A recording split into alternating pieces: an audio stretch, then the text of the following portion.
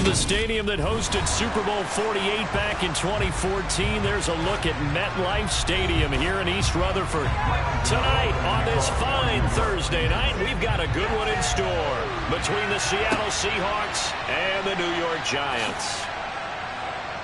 And he'll get it up across the 20 to the 21-yard line. The Seattle now ready to march onto the field.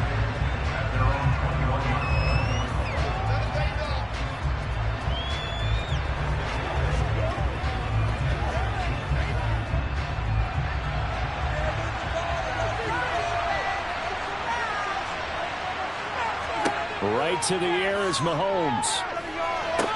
That's complete to DK Metcalf. And he takes us beyond the 35 before going out of bounds. A good start offensively. 15 yards on the game's initial play. That's a pretty throw right there. That ball's in the air a long time, but it's right on the money on the right sideline. A really good route. Moving the defenders towards the middle of the field before breaking to the sideline. What a completion there. Big-time arm strength. Very nice route.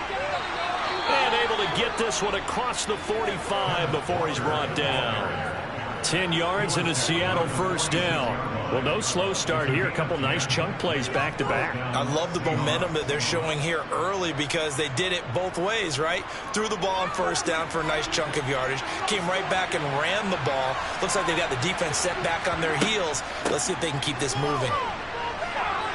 It's a room to run now. And he's going to get this all the way down inside the 35. Well, they had a gain of 10 last time, now a gain of 20 here. So back-to-back big runs, picking apart this defense on the opening drive. I thought this was a passing league. I thought this was the era we were in where the ball was always in the air, right? They didn't get the memo. They didn't get the memo, and I know this to be true.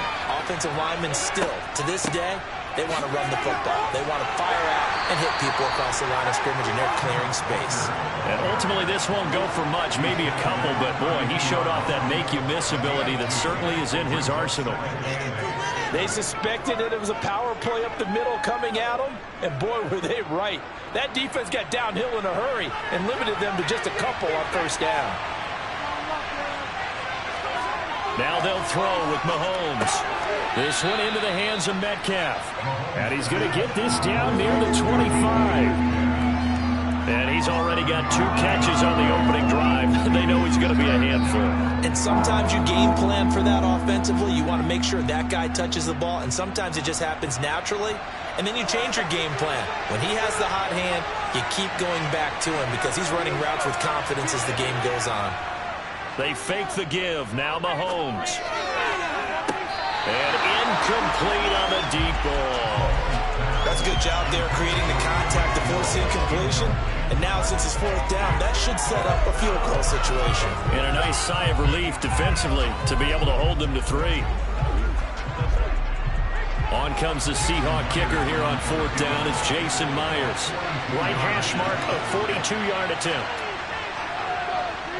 Myers' kick is good, and the Seahawks grab a 3-0 lead. So the opening drive does yield points, maybe not the 7 they wanted, but they'll take the 3. Accumulating first downs does not go up on the scoreboard, but it does go into the DNA of a team that's trying to establish itself to start a game.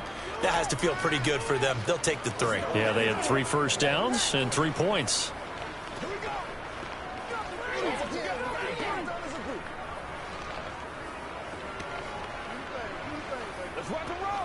Keep our poise. Let's go, baby. This is where you step up. Right here, baby.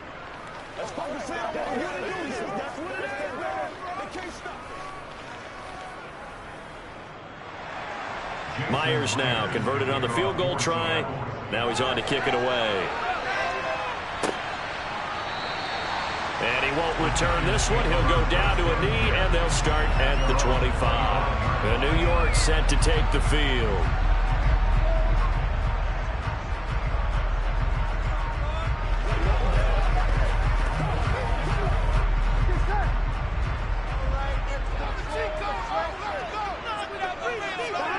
First down. Here's Burrow.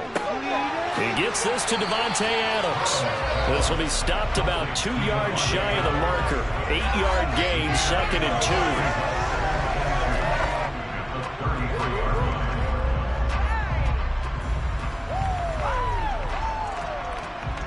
Here's a 2nd and 2 now from the 33.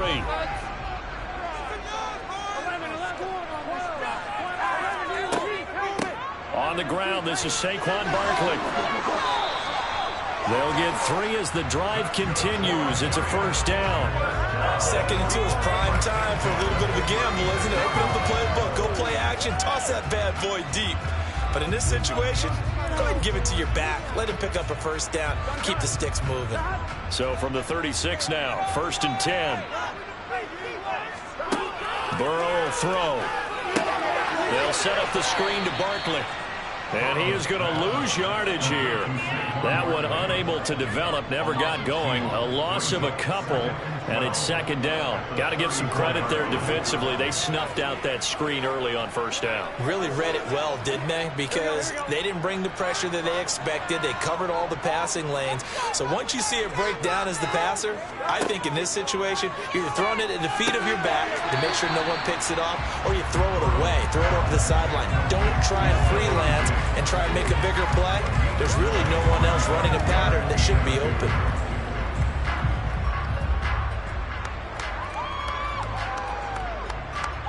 And the Seahawks had a couple of extra DBs going with the dime look here. Indeed, 6 on the field. They're passing here. Joe Burrow has this complete to Daniel Bellinger. And he will have a Giants 1st down. It's a gain of 6 that time on 3rd and 2. Well, they kept it simple there, CD, only needing the short gain to move the chain, so they didn't want to go with a deep throw. They just go with that safer, shorter throw and able to convert. Nothing wrong with that at all, partner. Check the box, right? Make sure you pick up the 1st down. Offense is getting established. You're moving the ball. You're not turning it over. Check, check, check. They like what they're doing early in the game. Just a yard on the pickup there, and it'll bring up a 2nd and 9. Now that's the type of play that'll fire up the defense. Hold them to 1 yard on a 1st down run. It'll be interesting to see if the offense decides to press the run at all, or if they'll abandon it now after gaining only 1 on that play.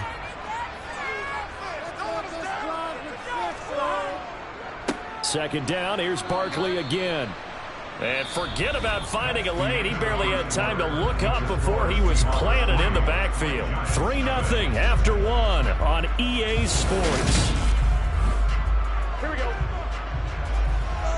A long way to go here on 3rd down for the 8th play of the drive. Burrow looking to pass. Out route pass complete to Bellinger. And that'll wind up moving the chains again as the tackle's going to be made at the Seahawks 38-yard line. Another good completion on the drive as the Giants have a 1st down. Here we go, here we go. Get out of here with a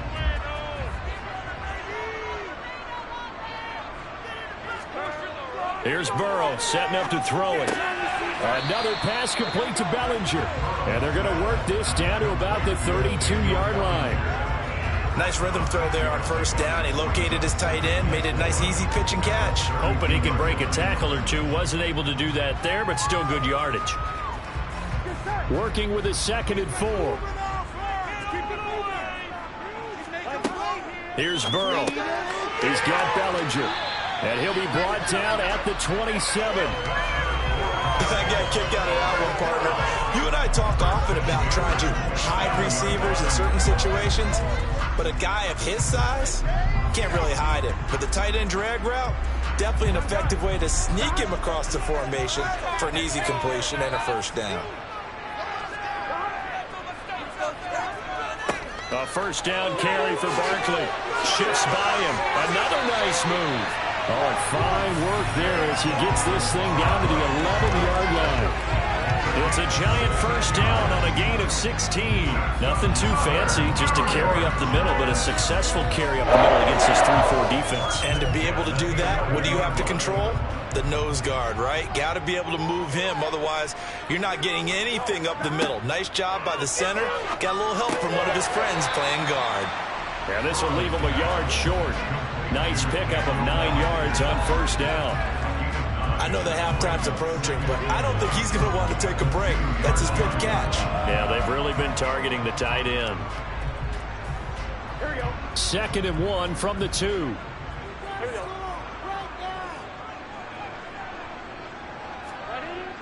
Now Burrow. And he's got it. Touchdown, Giants. Stephon Diggs. A 2-yard touchdown grab. And the Giants have taken the lead. Well, that's just how they drew it up, CD. His first read was there, got it to him quickly, and into the end zone. Absolutely excellent execution by all involved. And the coordinator, got to give him credit. Found the perfect play call. Quarterback let it fly as soon as the target came free. And this guy made a nice catch. Just how you try it up in practice and then execute it in the game.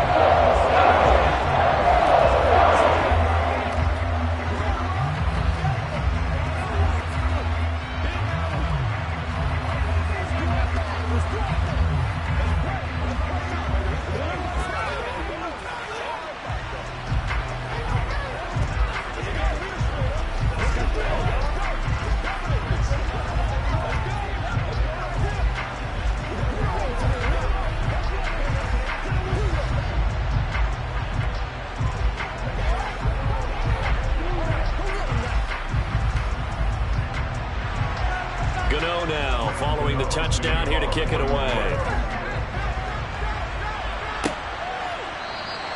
And Hill will opt for the touchback. Seattle's offense coming back onto the field, ready for their second drive. And after the field goal last time, we'll see what they can get here. At least they got points out of the last drive, Charles. I've never met an offensive coach that didn't want to drive to end with a kick. Most of them wanted to end with a PAT, right? In this case, a field goal, they'll take it. Way better than the alternative, which is a punt. Yeah, but you met fan bases that wanted that. They weren't happy with that field goal. I haven't met a fan base yet that wants to drive to end with a kick, other than the extra point. That's it. So the completion results there in 9 yards. And it'll bring up a second and short.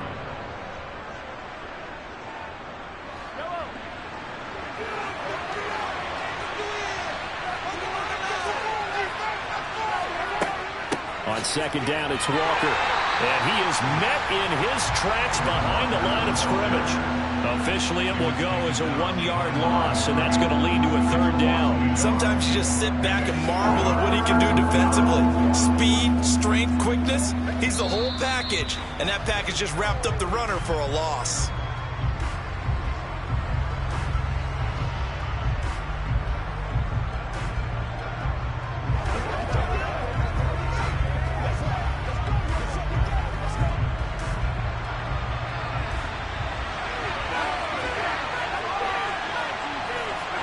Mahomes to throw on 3rd and 1.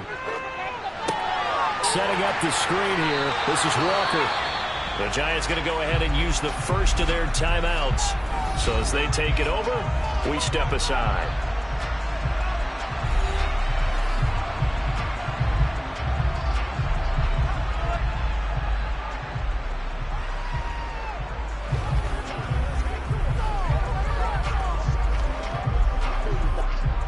On 4th down, ready to punt, Michael Dixon.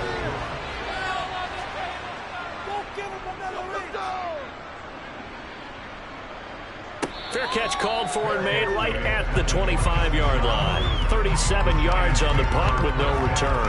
And it'll be Giant football, 1st and 10.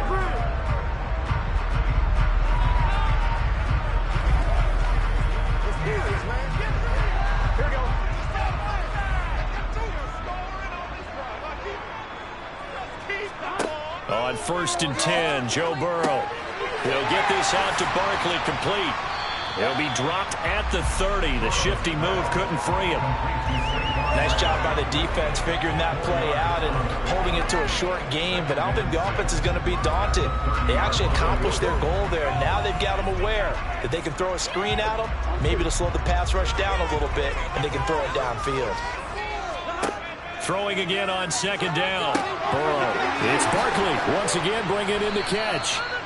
So the screen good for only 2. Now it's 3rd down. Good reactions there defensively. That screen was a little slow in developing, and they shut that one down with little gain. Now the Giants will use the 2nd of their 3 timeouts as they'll stop it with just over a minute to go before halftime.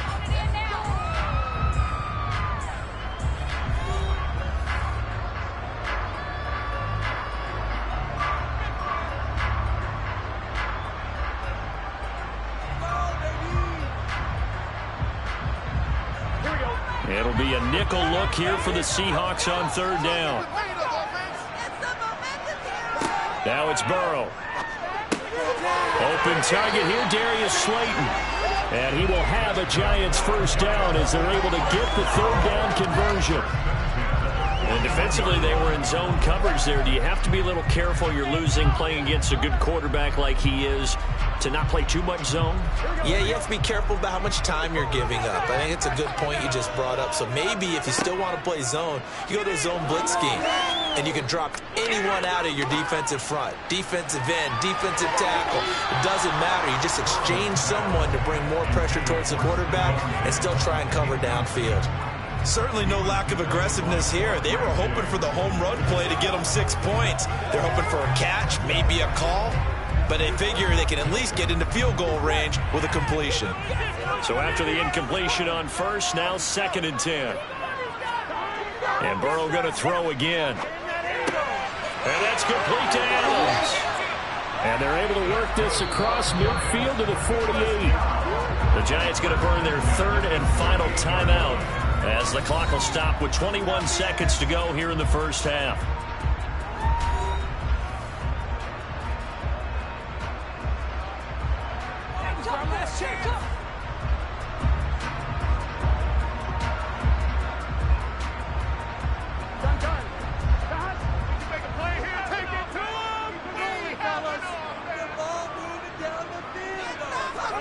Throwing now, Burrow on first down.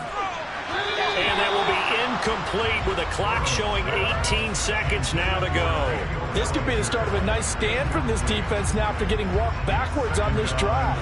Come through with another one here and have them staring at a 3rd and long, and that puts the defense in position to dictate to the offense. So they'll come up after the incompletion for 2nd down. Now the Georgia Southern man, it's Matt Breida. Oh, he's brought down. And remember here, no timeouts left. They got to get to the line quick. A good pickup, but it will come on what should be the final play in this first half. So we've reached halftime here at MetLife Stadium with the Giants out in front. As we'll send you down the coast now to Orlando, that's where we find Jonathan Coachman ready with our EA Sports halftime report. Coach, second half ready to get rolling. The Giants with a lead, and they are set to receive this kick. And he won't quite make it to the 25. The Giants about set to go to begin this 3rd quarter. Their defense has done the job. Now it's the offense's turn as they've got it 1st and 10.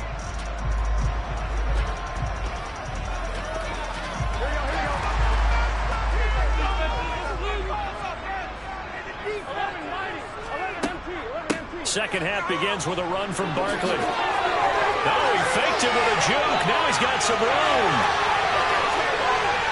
And they finally do get him, but not before he reaches the 27. 67 yards rushing for him now, and he's carried the ball just 5 times. So you got the lead here in the second half. Obviously, you love big runs like that at any time. Here, you really like them. And how about the confidence that's being exhibited by that offense now? They don't care what you're lining up doing on the defensive side. They want the big fella to carry the football and carry it often. Nifty running by Barkley there on first down. He scoots forward for 7 yards, sets him up nicely, 2nd and 3. Well, you certainly have to give a little credit here because they're playing this game now at their pace. This is ball control football, sustained runs, taking their time and making it work. So they'll come up after the gain of 7 on a 2nd and 3. From the shotgun, Joe Burrow. He's got the connection over the middle to Diggs. And they've got this down to about the 12-yard line. And a good quarterback facing zone coverage. If he has just a little bit of time to survey the scene, that's what's going to happen. No doubt about it. If there's no pressure, he's going to continue to pick them apart because he'll have all that time to find someone open downfield. You can only cover for so long. So maybe they want to go to a zone blitz scheme, get a little bit more pressure. Remember when Carolina did that against Denver? They lost the game ultimately. They dropped the defensive end out, and he ended up with an interception in that game in Super Bowl 50. Maybe some sort of scheme like that to try and get more pressure at the passer.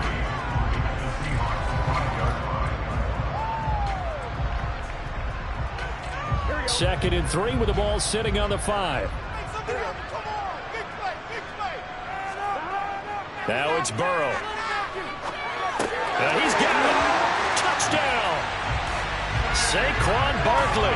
A 5-yard touchdown. And the Giants take the opening kickoff of the third quarter and drive right down the field to extend their lead. Getting your back involved, what's the importance there in the passing game? Well, oftentimes you can create mismatches because who's going to cover him? And you get him into space, which is where he likes to operate with the ball in his hands. Oftentimes makes people miss, gets that run after the catch, he goes. Into the end zone.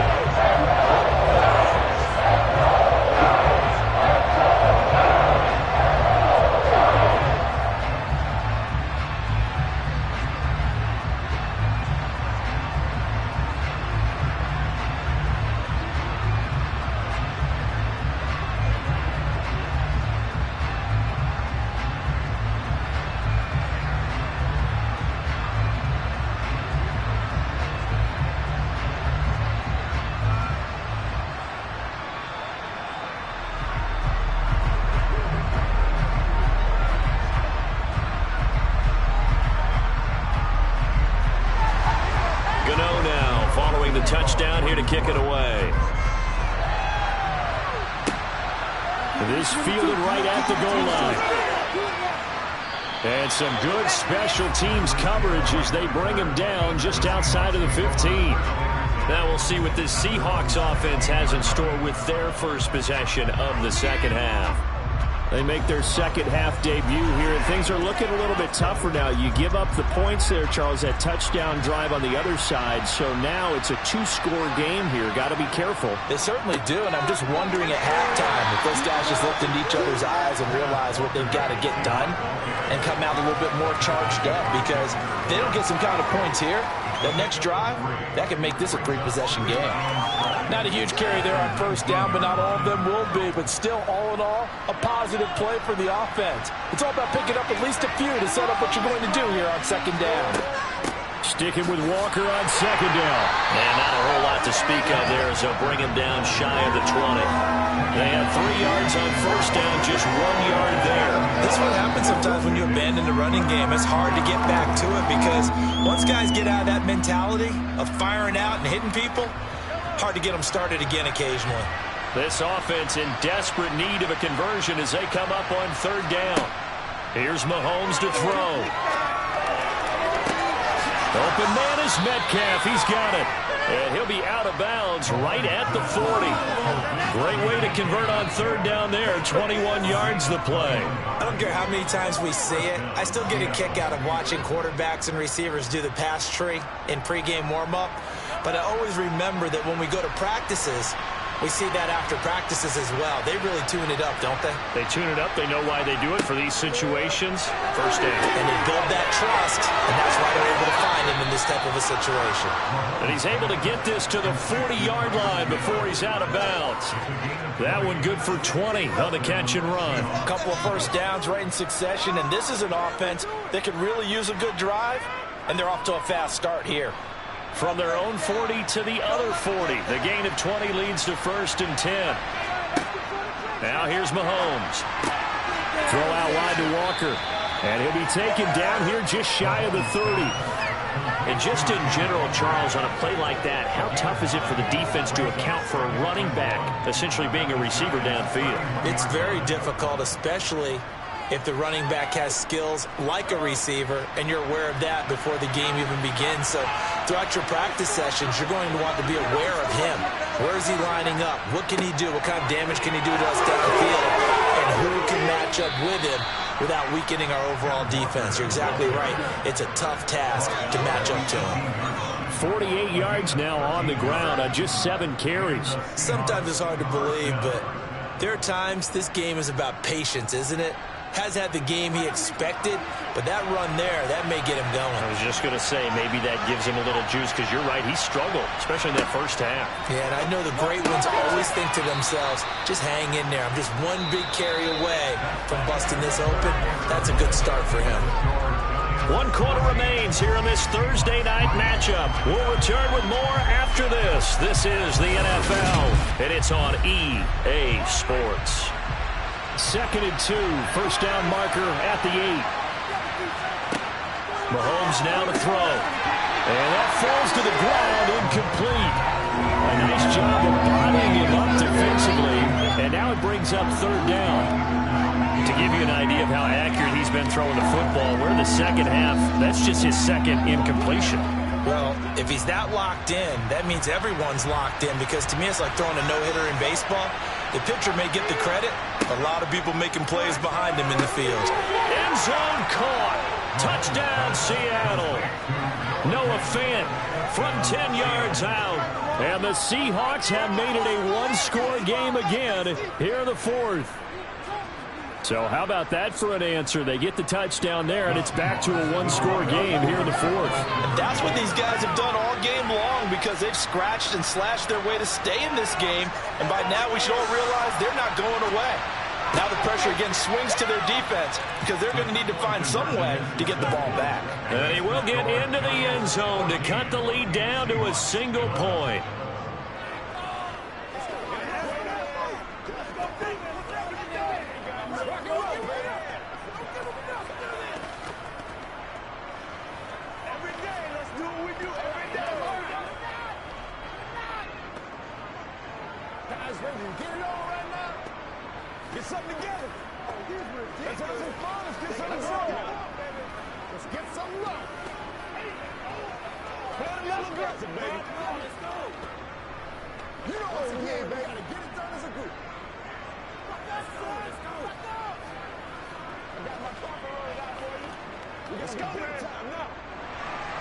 And after the touchdown, here's Myers to boot it away. From a couple yards deep, he'll bring it out of the end zone. And no chance to get away, as they'll get him down at about the 17-yard line. And New York set to take the field. Their lead back down to one score after the touchdown a moment ago. First down's a must on this drive as they start out here 1st and 10.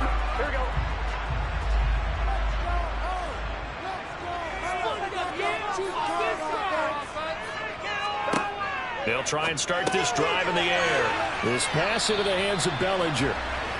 Short completion, just 4 yards, and it'll be second down. Completion was given up, but that's why you play zone defense, so that you can have people around the ball when it's caught, and you don't give up much run after the catch. Here we go. Coming up on a 2nd and 6. Burrow will throw. Over the middle, caught by Bellinger. 7 catches for him now, and this last one, a first down. Many different ways to create space, but on that play, he did it with that big, wide body of his. Didn't get a whole lot of yardage on the play, but it did what it was supposed to. Pick up a first down. Clock running, under 4 to play now as they come up on 1st and 10. They'll try and run some clock here with Barkley. And give him 6 yards here as he's stopped near the 35 at the 34. I like a guy who understands the situation. I also like a guy who you look at him and you say, that looks like a guy who knows the coach is going to say, guess what? You drop this one, you'll be carrying around the training facility for an entire week. Maybe flashback to high school or college, carrying it around campus, right? Maybe the old gauntlet drill, right? Anyone get the ball out? Now Burrow loses the football. And the Seahawks have picked it up. And his guys will take over at the 25-yard line. Now after the fumble recovery, it's Mahomes. Mark that as a gain of 16 to set him up 1st and goal. And here we are in the 4th quarter, partner, and watch them drive for what would be a go-ahead touchdown. And you and I both know this is where you need a quarterback who can keep his cool back there. Not just for himself, but to keep the rest of the team relaxed too. Only way to get the lead here, of course, with a touchdown. And that's what they're gunning for on 1st and goal. Toward the pylon, caught. And he takes this down to about the 2 before going out of bounds. A gain of 7 that time. 2nd and goal. They like going to him in the slot. He catches another one. I think this comes under the heading of, until they stop him, why not go back to him? He has something going really well. Great working relationship with the guy throwing the ball, and they keep making the connection. Walker. is not going to get back to the line of scrimmage as they'll tackle him at the 3. That'll be a loss of a yard, and it leads to a 3rd down. And now 3rd and goal coming up, the loss on 2nd down. That just means this crowd's going to get even louder, and they'll get a little bit of extra help from the defenders as they exhort them to join them in the effort. Now, they'd really like to make the short field pay off. We'll see if they can, but this is 3rd and goal. This is caught. Able to hold it to just 2 yards, and now it's 4th and goal. I don't care what the analytics say. Look at where they are on the field. To me, that just screams go for it here. I don't even think about putting a kicker out there. What say you? I support whatever they do. Let's find out. Look at you, man of the people.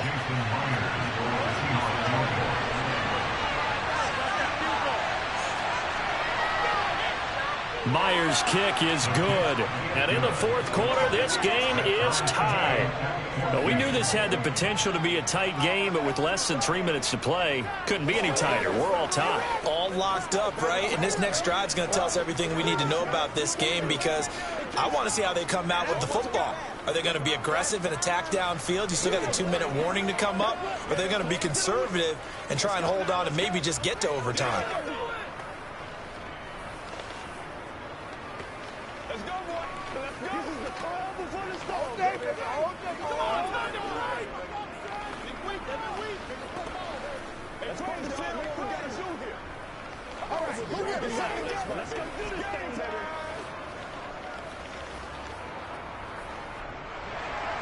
This one tied at 14 now as he sends this one away. And no thought to bring this one out. He'll just go down to a knee, and they'll take over at the 25. The possession switching back to the New York Giants. And last time they coughed it up, led to a field goal. They're fortunate that it only led to a field goal, but still, they're not happy about it. Could you sense the relief, though, when they only gave up the field goal and they were able to trot back out on the field and start this drive? A little more pep in their step because they didn't cost their team a touchdown, but they know they've got to do it a lot better than they did on the last possession. The coach will just be relieved, though, if they recoup with a score here, right? I think the coach will be ecstatic to see them pick themselves back up and now take it downfield and punch in the end zone without turning it over. 8 yards the tally on that 1st down run. Here's 2nd and 2. Throwing, Burrow. He gets this complete to Diggs. Just a gain of a couple there. And that's going to make it 3rd down and less than a yard. Sometimes it's hard to figure, but you can live with incompletions in this situation. You can't live with these short gains that take time off the clock. You know who loves it? This defense. Clock running, about to hit 90 seconds to go in the game. Now Burrow gets this to Bellinger, and he will have a Giants 1st down as they're able to get the 3rd down conversion. Brandon, it's okay what they're doing right now. Still able to work the middle of the field, but you know sooner or later they're going to have to stop the clock. 1st down now, but that clock rolling. Burrow. It's complete to Diggs. And they'll get this down to the 42-yard line. Very sharp here to start this drive, 3 for 3. Yeah, I like the way he's running this 2-minute drill. Very sharp, very precise in throwing the football. 3 yards remain for 2nd down.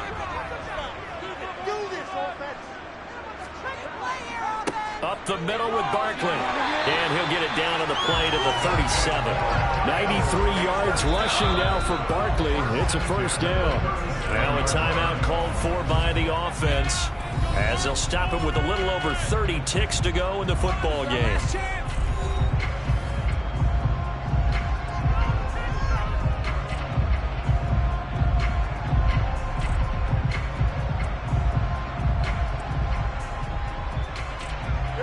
Line of scrimmage, the 37 on 1st and 10.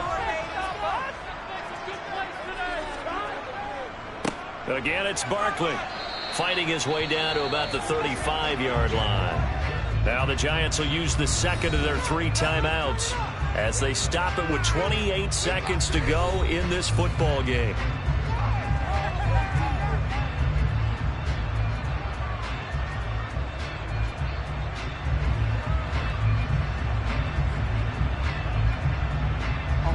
Here's 2nd and 9, just a yard on that last run. Barkley, inside handoff, and he is going to be stopped cold behind the line of scrimmage. They wind up losing a couple there, so they go behind the original line of scrimmage, and now 3rd and 11 coming up. Partner, you get about 20 coaches on your payroll, but there's 60,000 of them in the stands. I don't think any of them like that play. And the later we go, it's starting to sound like 100,000 in here. And the clock will now stop as a timeout is called with 5 seconds left.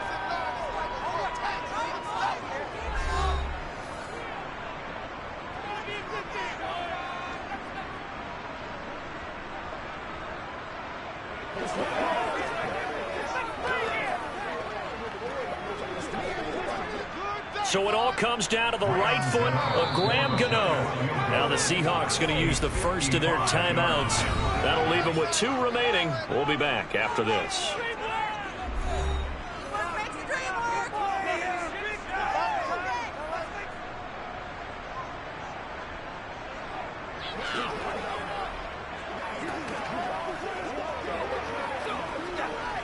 And now this game's going to come down to the right leg of their kicker. This from 55 yards out. And that is no good.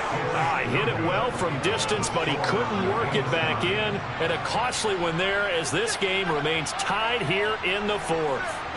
Boy, that's a big-time letdown there. You work yourself in position to win the game, but the kick winds up no good. And now you've got to regroup as a team, get the energy back up, and get ready for overtime. And make sure you pump him up, too.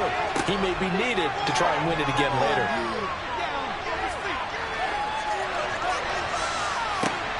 Now one final throw incomplete.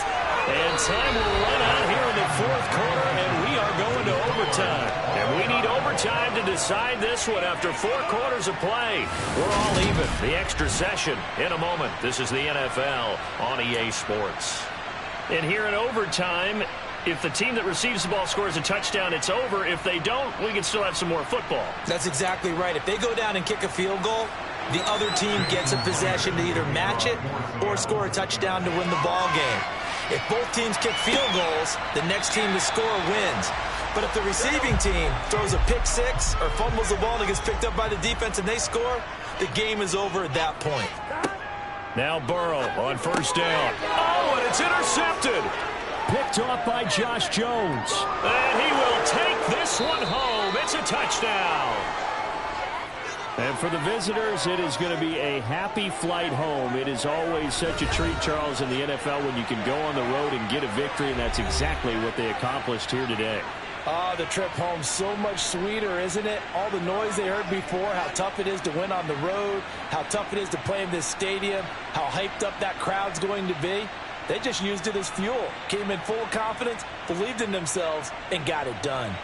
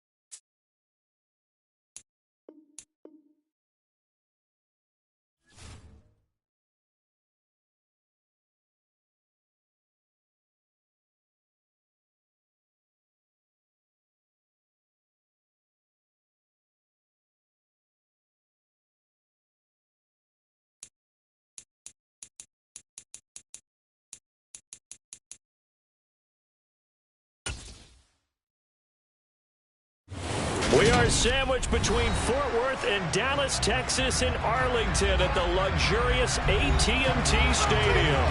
Tonight on this fine Thursday night, we've got a good one in store between the Baltimore Ravens and the Dallas Cowboys. And able to get this out to the 25. And now here come the Cowboys.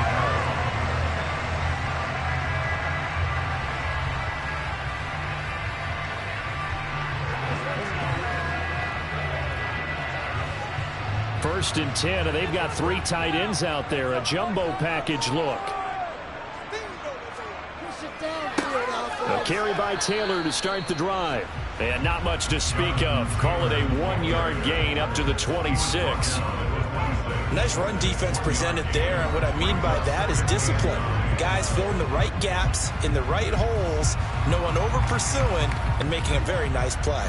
The last play got just a yard. Here's 2nd and 9 from the 26. Prescott now. They're going for Jefferson downfield. And that's going to be too high. Out of bounds and incomplete. When defenses get to the quarterback that quickly, a lot of times it's called a jailbreak.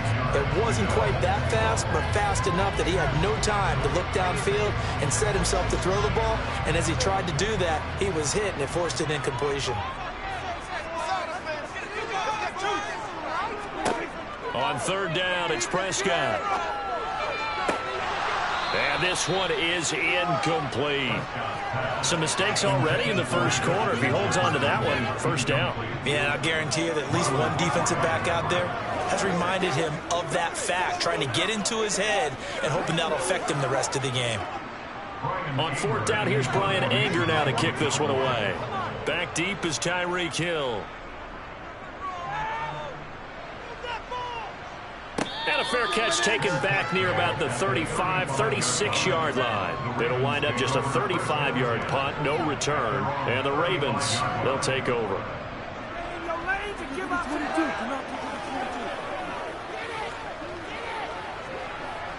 Baltimore with good starting field position as they come up 1st and 10 at their 35-yard line. They begin this drive with Chubb, and nothing much materializing there on the 1st down run. He'll get a couple, and that's it. Offense looked a little bit discouraged after that play, shaking their heads a bit, looking at each other. I think they thought they'd get a lot more out of that call. Sometimes you do get the running lane you want, and other times, the defensive front, they just break up the play before it can get going. And again, it's Chubb. And the reinforcements come in as they're going to stop him behind the line. A yard in the wrong direction makes 3rd down tougher. 3rd down and 9.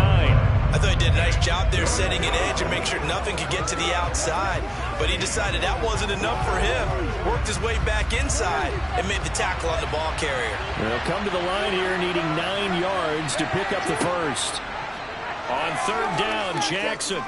Oh, looking for Andrews downfield. And that will be incomplete. Well, they weren't scared to let it fly, but it falls to the ground and brings up 4th down. And that's exactly what defenses talk about. You've got to find ways to get off the field when you can, especially on 3rd down. And 3rd down defense going to be vital in this game. Able to knock that one away and force a 4th down. 4th down, and out comes Jordan Stout here to punt. Taking it about the 16. They'll call it a punt of 44 yards. The return was for 7. And the Cowboys will take over the football with a 1st and 10. 2nd drive forthcoming here for the Dallas Cowboys. And they'll certainly be trying to do better than that first drive where they went 3 and out. And sometimes the first drive is just simply to settle nerves. You know what it's like at the start of a game with the emotion, guys a little bit jumpy. You do. Oh, you understand the same way. Just like us calling one, right? Making sure we ease into the game, let it come to us. Well, you went 3 and now they have that opportunity. No, you didn't go 3 and out. I went 3 and out on that first drive. I'm trying to do better here. The last run good for 2. Here's 2nd and 8. Up the middle. Here's Taylor. Oh, he's got a little daylight. And they nearly get this all the way to midfield. Mark him down at the 49.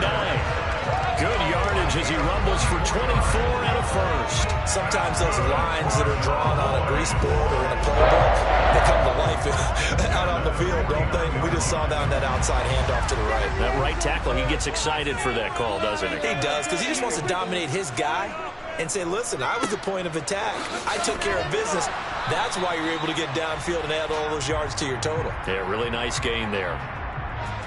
That flag accepted, and it backs the offense up a little bit.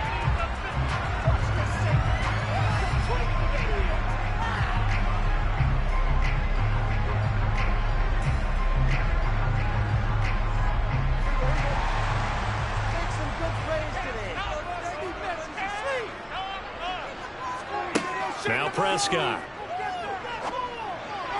And that is caught on the right sideline, but out of bounds, says the line judge.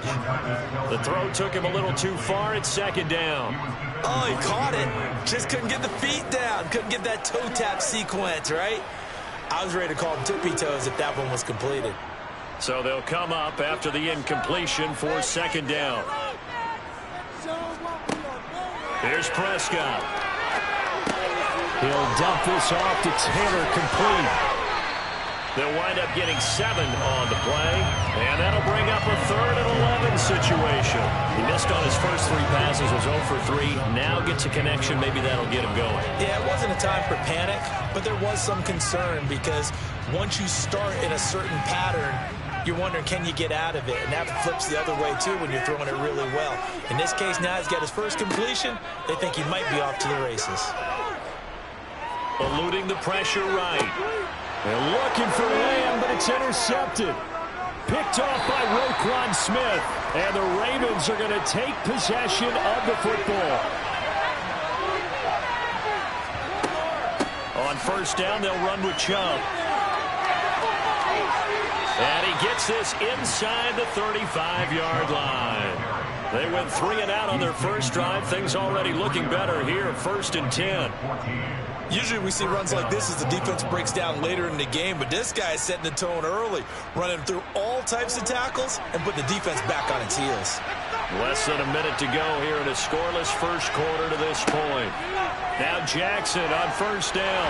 Nowhere to go here. He lost the football, but it looked like a Raven was able to get in there, and they will indeed keep the possession. Points 1, 2, and 3 in their defensive game plan was to get to the quarterback and knock the ball free. They did it there. Luckily, offense hangs on to it. Yeah, that's got to serve as a wake-up call, though, because they can't afford to let the ball go over to the defense and miss opportunities. And I'm not saying it happened here, but you know what a good rule of thumb is when a play like that occurs? You know who usually recovers it? The guy who missed his block and let his quarterback get hit. Just a 1-yard loss that time, but that's not what they needed. Now they're dealing with a 3rd and long.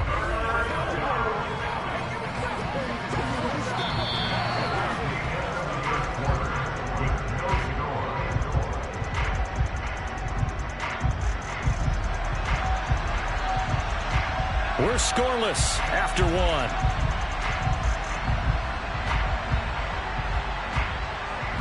Raven football here as we begin quarter number 2. Really in a hole here, 3rd and 17 following the 2 negative plays. Now it's Jackson. And down he goes. They sack him back right around the 41-yard line. Micah Parsons able to drop him that time for his 2nd sack of the evening. So now on comes the field goal unit, and wow, this is no ordinary try here. So this will be spotted on the midfield logo. It's a 58-yard attempt, and this one is no good. He missed it, and this will remain a scoreless game.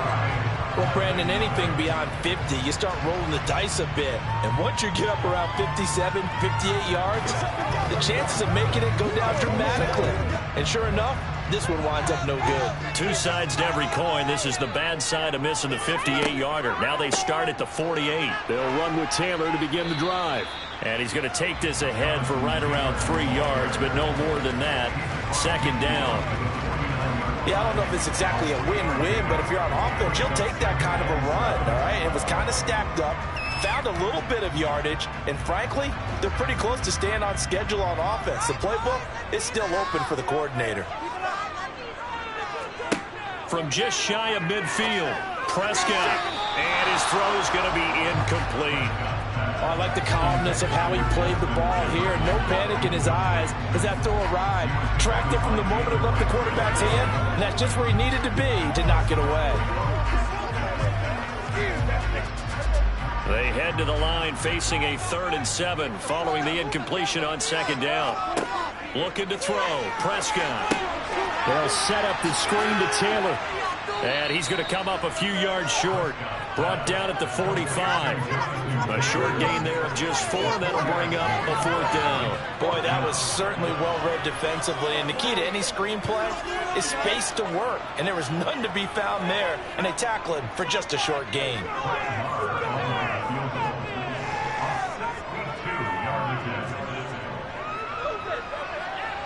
And this is off target to the left. Didn't get there anyway. It's no good, and this will remain a scoreless game. Still searching for that first breakthrough, and I thought this might be it. But it's not to be, and we're still scoreless. Well, this offense got to be loving this. After the long missed field goal, they'll take over on the other side of the 50, 1st and 10. They go play action now. Jackson, blitz coming, and down he goes. That's Anthony Barr coming in from his linebacker spot to bring him to the ground. So, Charles, no turnovers yet for this offense, but those sacks now, they're starting to pile up. And one thing usually leads to another because they've got to figure out how the offensive line and everyone else involved in protection can keep their quarterback upright and allow him a chance to throw the ball downfield. And nothing doing here as this time the run maybe gets him back to the line of scrimmage, but that's it. Nothing there, no gain, and now they're looking at a 3rd and 15. The running lanes have definitely not been there for him here in the first half, and I don't think it's all been his fault. His offensive line hasn't given him much space. A loss results there. Now on 3rd and long, they'll look to throw.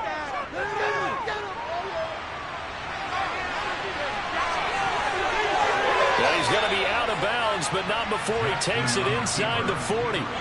Lamar Jackson, such a threat with those legs, able to improvise and get the first. Well, he and his offense were staring down what was likely a 3-and-out. Zero fear from his side, though. Never doubted for a second they pick up the first. He's ready to pull the trigger on a keeper the moment it revealed itself. Play action. Now Jackson. Toward the sideline, and look at that catch. Dragging the toes, and that's going to be a 1st down. Well done. Another big hitter there. This one good for 18. He's been the forgotten man in this first half. Not a guy you want to forget. Not only his first catch, first time they've targeted him. That doesn't make any sense, does it? Not because those are the types of plays that he provides. When he does come alive, when they do look his way, not only is it a big catch, it's a 1st down.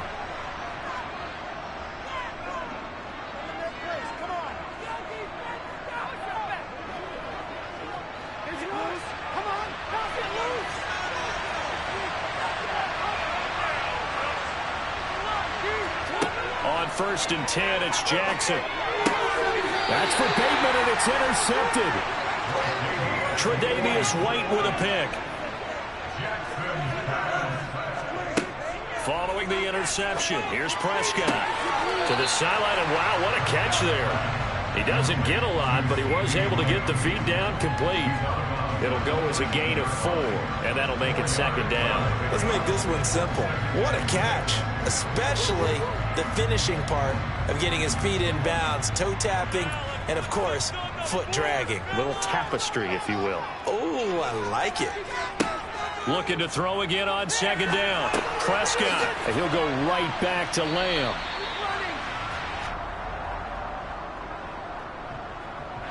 So apparently some grabbing of the jersey there on the O-line. Yeah, just look in the interior, and that's where the penalty occurred.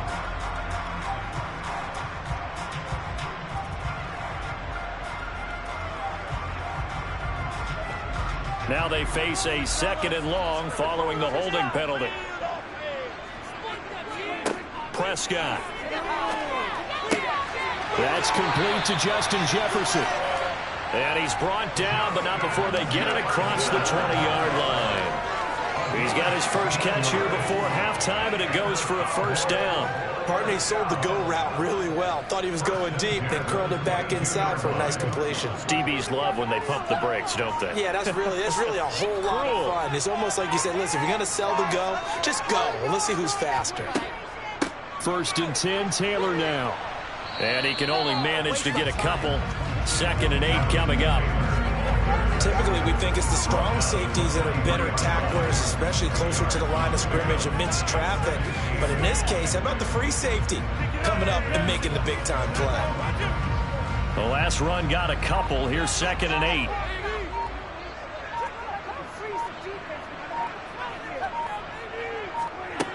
Now Prescott. They'll get this off to Taylor. And he's able to get this one up to his 30 before he's out of bounds. So the completion good for 7 there. And it'll leave him with 3rd and a full yard to go. And we see another pitch and catch there to the running back. This position just continues to evolve. They become just as critical to the passing attack as a lot of receivers, tight ends, because their ability to make people miss in the open field can really generate big plays for an offense. They find some open field here. Now the Cowboys going to burn the first of their timeouts as they stop it with 11 seconds remaining in this first half.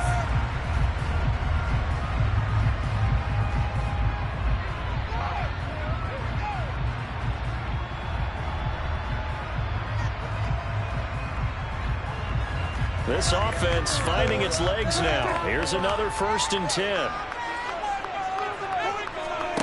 Here's Prescott. He'll drop this down to Taylor. And they get to him after a gain of 6 to the 46. And this offense going to elect to burn a timeout with 5 seconds remaining in quarter number 2.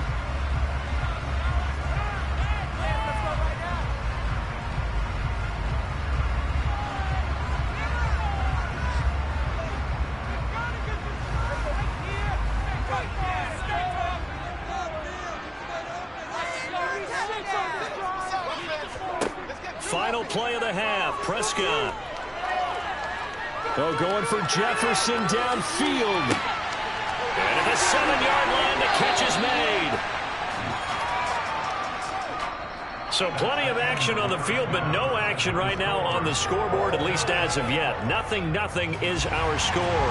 As we send you on over to Orlando for Jonathan Coachman in our EA Sports halftime report. Take it away, Coach. This one fielded at the 5. Out come the Ravens now. They'll go on offense first here in this 3rd quarter. And Charles, a scoreless first half. How does that change how you assess things here moving forward? Well, it doesn't change it a whole lot because, remember, it's still scoreless, which means you're starting from 0 again, so you just have 1 half to play instead of 2. What I would look at my play sheet, though, and see is something that maybe loosens things up for my guys, gets a smile on their faces, and gets them going to begin the second half. And he's tackled a yard short of the marker. Good gain of 9 on 1st down. When you see zone defense and you know you've got a drag route on as your primary call, you got to be really careful as a passer about how far you let your guy go because he might wander into some tough coverage.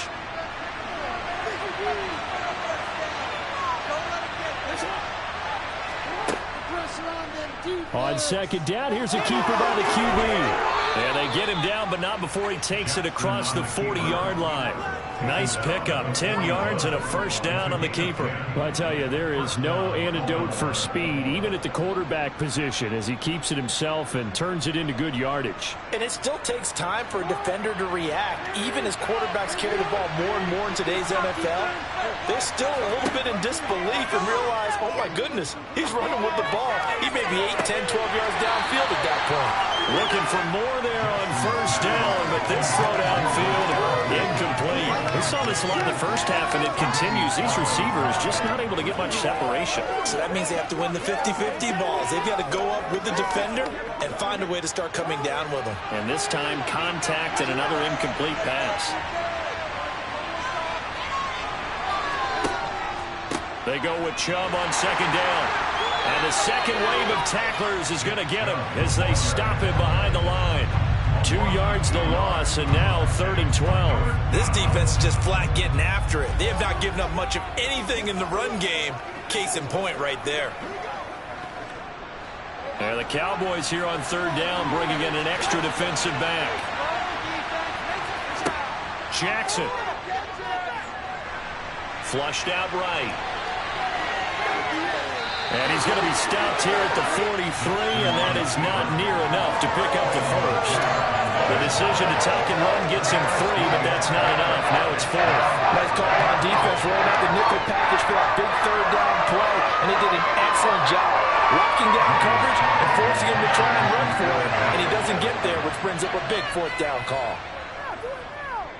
So they're forced to punt on 4th as this one's away. And a fair catch signaled for and taken just outside the 20-yard line. It's just a 32-yard punt with no return. And that will come the offense as they take over.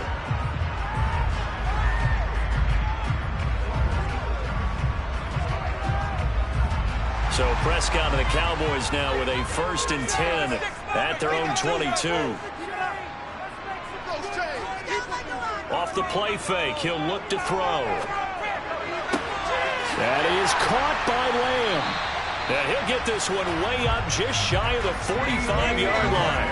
It's a gain of 22 as we tick towards 2:22 on the clock. And as a quarterback, you always want to exploit gaps in the defense, and he finds one here. Crossing route, working from right to left across the field. And once you get defenders going in the wrong direction, it is awfully hard for them to pivot back, and you end up getting the 1st down. Meanwhile, Prescott's throw taken in by Adams. And they're able to work this across midfield to the 48.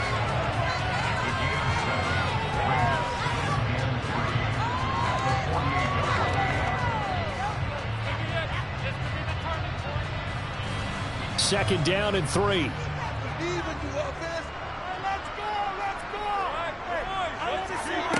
Prescott off play action. He'll find Lamb. That's complete. And he'll go down, but not before getting this inside the 30. 22 yards there, a 1st down. But look what we have here, a sustained drive, and that was certainly AWOL in the 1st half. They really struggled to try and move the football. But right now, they certainly seem to have the formula working. Let's see if they can keep it up.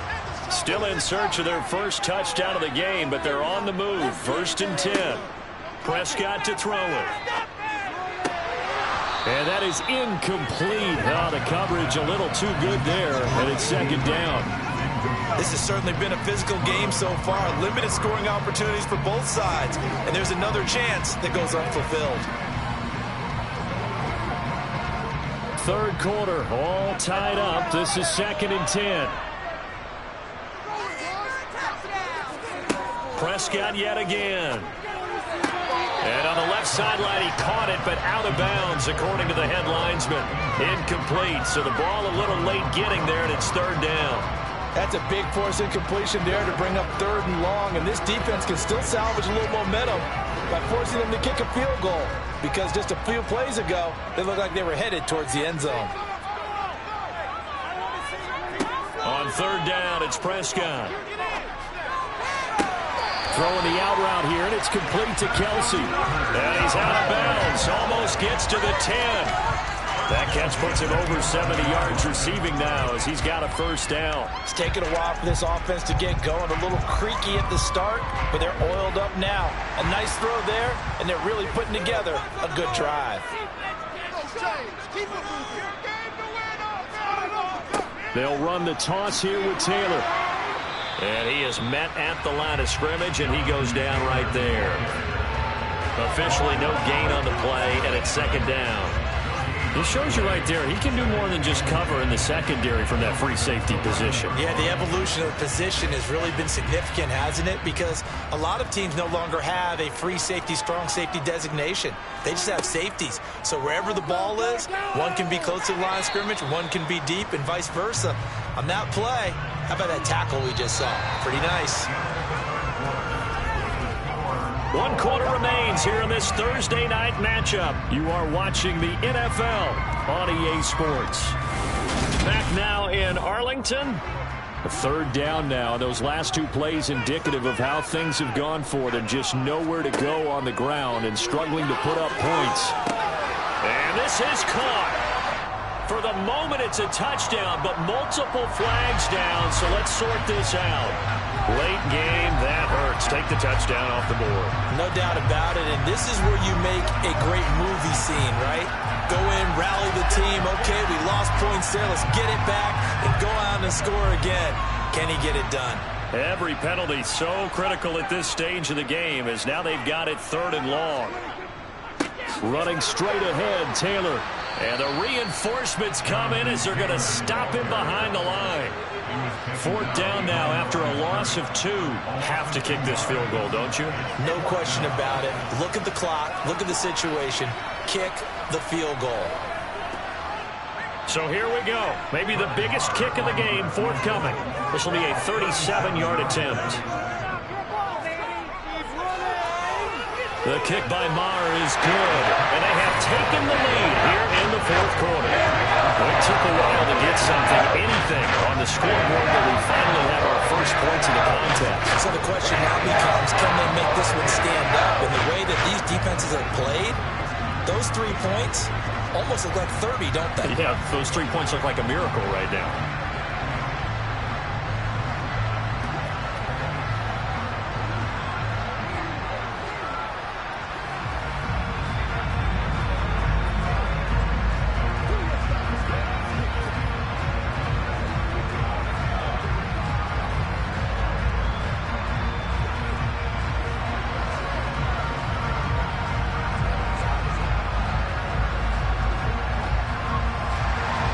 The kick team out there for the Cowboys as they run up to send this one away. Fields it right around the goal line. And he's going to be out of bounds. Here's the run back. Will leave him shy of the 20-yard line. And now Baltimore gets set to take the field. I tell you what, it's kind of hard to imagine. They have not scored a single point, and yet they're in this position, a touchdown drive here, and they're in the lead. Normally, when you have 0 on your side of the ledger on the scoreboard, you're a little bit discouraged. But when they look over and see their opponents, they don't see a number that's way out there. They don't see a number they can't attain. In fact, they can get it right here on this drive and potentially take the lead. And they'll get 8 out of this before being stopped at the 28. That coach is always harp on the quarterback reading the defense and getting it to the open man. That's good recognition there. And how about what he did after the catch? Yeah, hit your tight end, let him get some rack. Yeah, when he gets moving, not many guys want to come over and put a hit on him, do they? Here's Chubb on the read option. And he'll get a couple up to the 29. He continues to struggle to find a crease to break off a big one and might need to just put that aside and just try and ram his way forward and get what he can.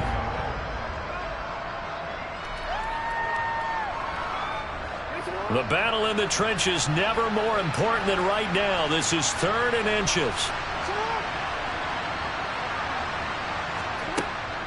They'll run for it. Here's Chubb.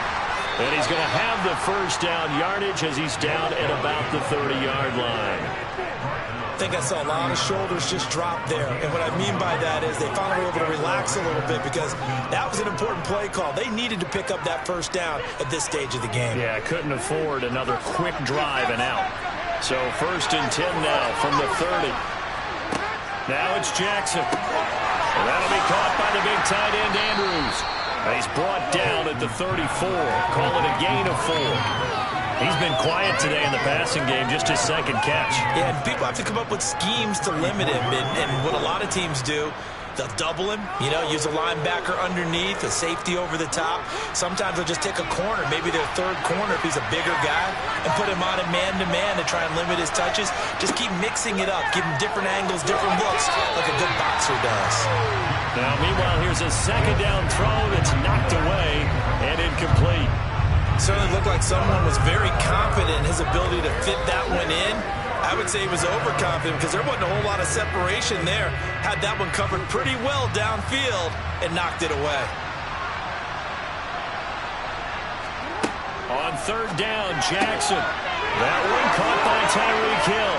And they're able to work this across midfield to the 48. That his first catch so far. They've held him under wraps, but he's got a first down there.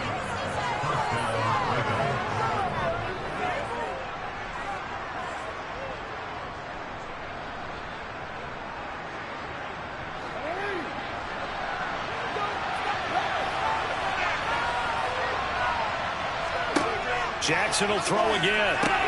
Looking left side, and he's got a man. That's Andrews. And he'll be brought down on the other side of midfield at the 43. That completion helps out in a nice way. Now they can take a little bit more time, but guess what? They've got to make sure on their throws that they see it open, not just anticipate it. The Ravens moving quickly here as the clock runs. Jackson. And that'll be off the mark, too far out in front, and it's incomplete.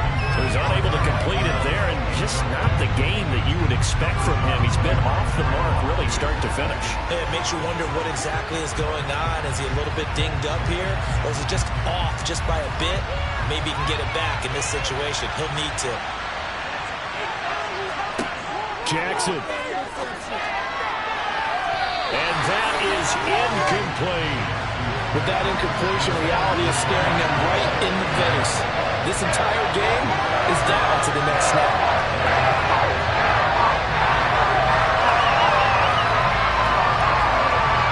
So on fourth down, out trots the kicker in a big spot here. They spot it on the midfield stripe, so it is a 60-yard attempt here. And did he have enough? He did. He kept it on line and managed to tuck it into the bottom right corner. And we are all tied here in the final stages.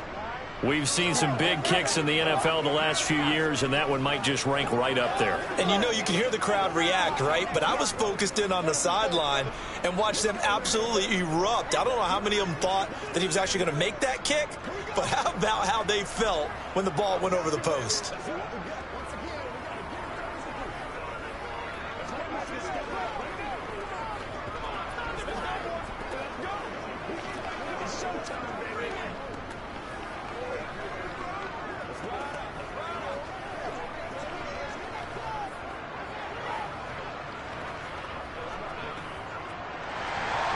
Field goals all we've had so far. 3-3 now as the kick is away. This is taken just shy of the 10. And they'll get him down inside the 30 at the 27. Dallas offense set for this next drive. Well, partner, here it is. They've got the chance to win the game. You'd have to think they need to get it near the opposite 40 to have a chance to kick a game-winning field goal. We'll see what they can do. And you're right about that, because if we look at it in macro, that's what it looks like. But I think in micro, the head coach has already asked the special teams coach, what is he feeling? What does he think? Where does he want the football? What's the yard line we have to get? And he's already relayed that to his quarterback and his offense. They know what the goal is. Now the key, can they get there? So the completion results there in 9 yards. And they'll have a 2nd and 1 forthcoming. Prescott urging his guys to go quickly. They need to get up and set. Now Dak completes this to Jefferson. A gain of 5, good enough for the first down. Well, that answers the question in my head. They're going to go for the win right now. I think you're absolutely right. They're not content with going to OT.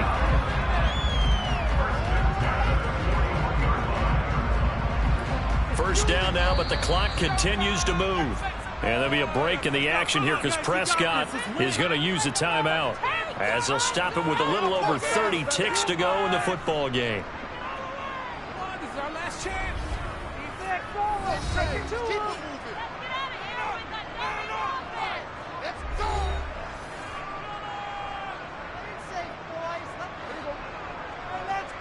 Let's go.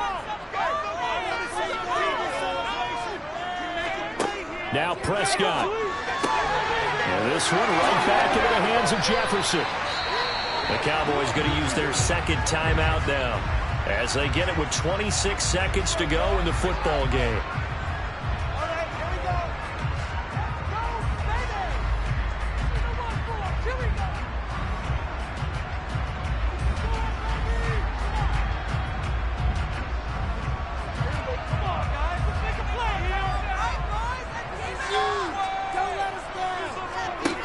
Here's Dak.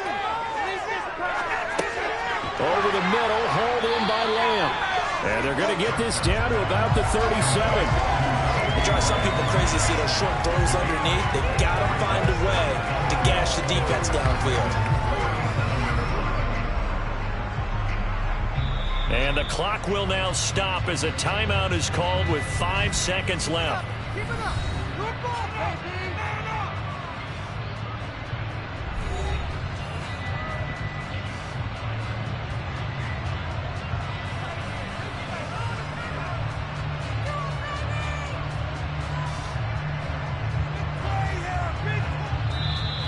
Now the Ravens going to use one of their timeouts.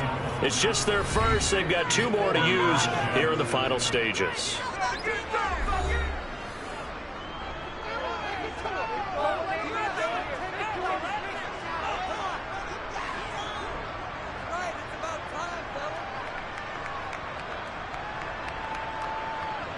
So it all rests now on the right foot of Brett Maher. This a long one from 54. And his kick is good.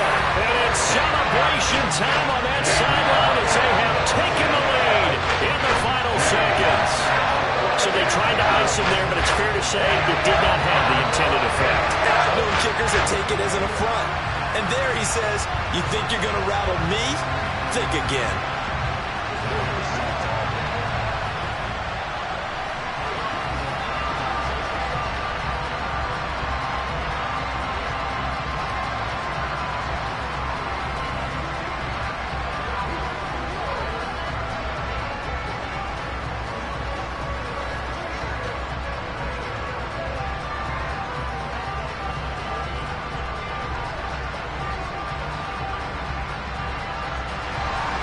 The kickoff team on the field now as they will send this one away.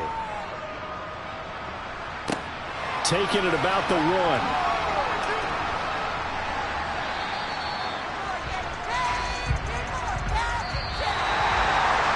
this one, partner, was fun down at the very end. They got the points late, right before the whistle. Then the ensuing kickoff. They were hoping for magic on the other side, but couldn't get that spark.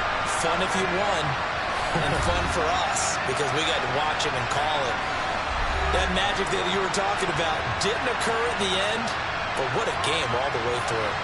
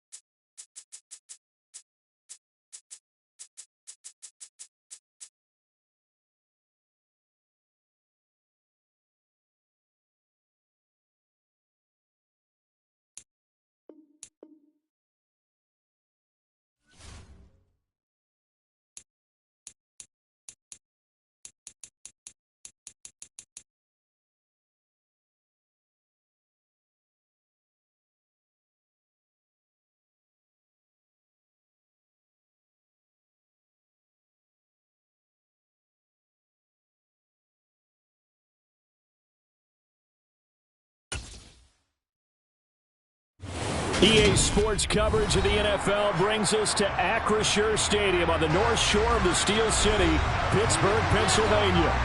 Tonight on this fine Thursday night, we've got a good one in store between the Cleveland Browns and the Pittsburgh Steelers. And makes it across the 20 as his guys will set up shop at the 23-yard line. The Steelers ready to take over on offense.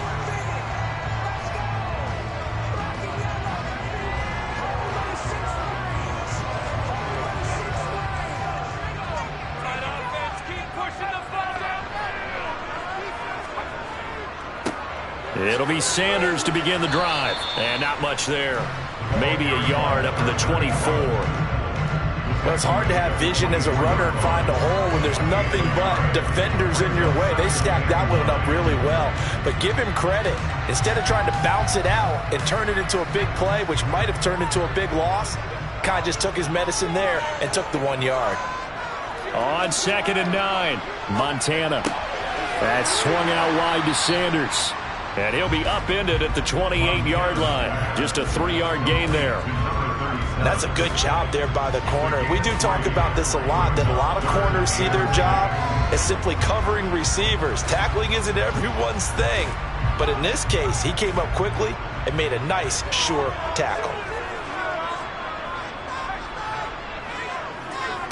Montana. It's incomplete. Took a shot, couldn't connect. How about some applause for the defense there? They forced him to throw that one into coverage, and just like that, they're staring at a 4th down. Well done.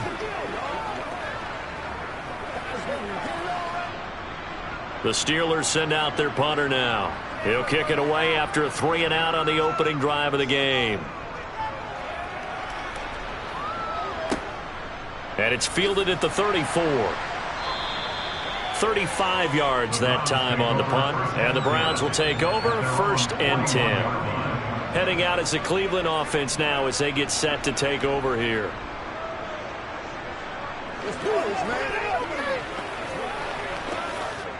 For the Browns, good starting field position as they have it 1st and 10 at the 41-yard line. Now it's Elway. Got a man. It's Brown.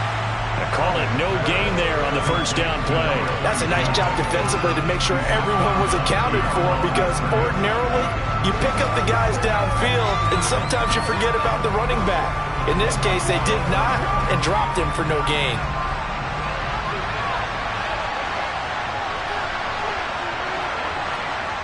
On 2nd down, Elway.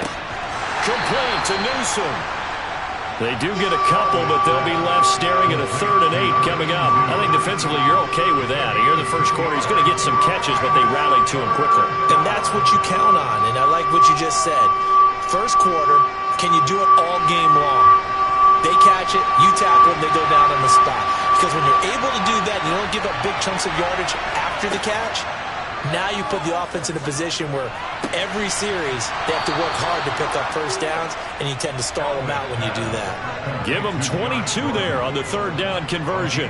Give the rookie another one on this opening drive and a 1st down with it. A nice start, Charles, for the first-year passer. He's come out, made a few plays, nice plays to begin this contest. He certainly has, and if he finishes off this drive with a touchdown pass, I vote we don't call him rookie anymore. We'll move him right to veteran and continue from there. And he'll be marked down at about the 26-yard line. But yet another completion here on this opening drive, and he's now perfect 4 of 4 to start. Pretty solid execution here. And how about how everyone's handled their nerves? Because you know what it's like to start a ball game. You're so amped up and ready to go, and sometimes the execution isn't there. They've been flawless so far. Well drilled, well prepared, and excited to start this game. Toward the sideline, and look at that catch. Dragging the toes, and that's going to be a 1st down. Well done. Give them 18 on the play. The opening drive, it continues, Charles, to be all pass, and it's working. Now they're on the doorstep of a touchdown here, 1st and goal. Brandon, because it's working so well, I think the entire playbook is open for them right now. Do you want to run it? Do you want to continue to throw it? Spin the dial. Make your choice. But right now, And he is into the end zone. Touchdown, Cleveland. An 8-yard touchdown run.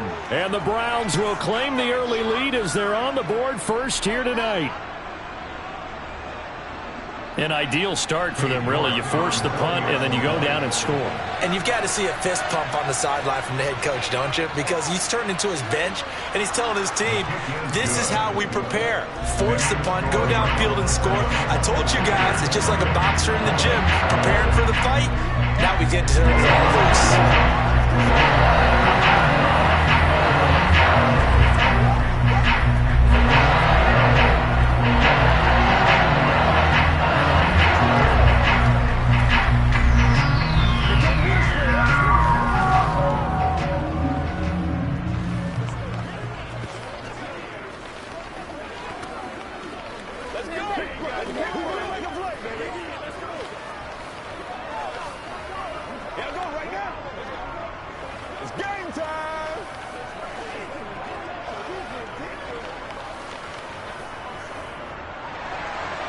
The Browns kicking team out there now as they'll send this one away.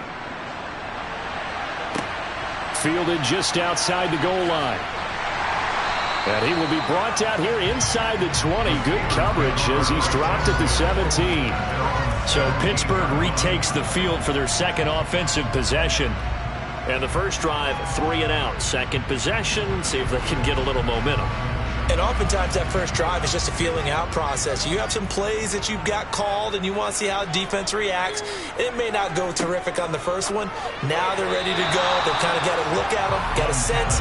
Let's see if they open things up a little bit. See if they open things up. Let's see what the defense does here, too, after a good stop. They certainly thought he had an open look beyond the first down marker to his receiver, but they just couldn't connect, and that will send them back to the drawing board. After the incomplete pass, here now is 2nd and 10. To throw is Montana. Johnson's got it complete. They get 7 out of that, so they're left with a 3rd and 3. And I think this is a route we'll see more of as this game goes on, because with his speed, they want to get him the ball in space on drag routes just like this. They want him to get the ball and run after the catch. Good job there, though, holding him for a short gain. Coming up here looking for 3 yards to pick up the first. They will look to throw. Montana forced out to it, and he can't find anywhere to go with it, and he goes down. In for the sack, Myles Garrett. But you just knew that these rushers were eager to do that today. Put him on the ground. Their plan, introduce themselves individually to this rookie quarterback. They said hello in a big way there with a loss of double-digit yards on that sack. Now on 4th down, on is the punt team sending this one away. 33 yards is the distance on the punt there. And the Browns have a short field in front of them now as they take over 1st and 10. Second drive coming up here for Cleveland as they return to the field on offense. They'll be looking to duplicate that first drive, the one that got them that 7-0 lead. Of course they would. I mean, look, they're on the road. So getting the 7-0 lead was huge for them, right? Imagine getting up 2 touchdowns on the road, taking the crowd out of the game. It'd be ideal. Throwing on 1st down, but this one winds up to be incomplete. It certainly didn't appear that that's where he wanted to go with the ball initially, so he tried to get something out of it by dumping it off to his running back unsuccessfully.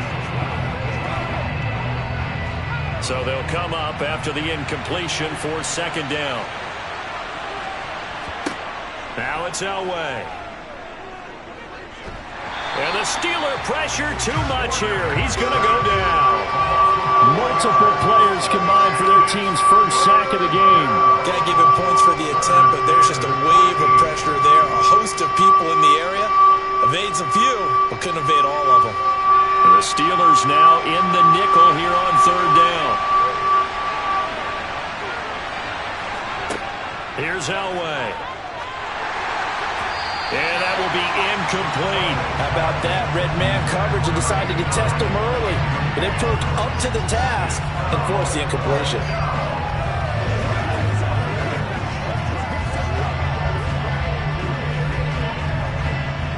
On 4th down, on is Corey Bojorquez to punt.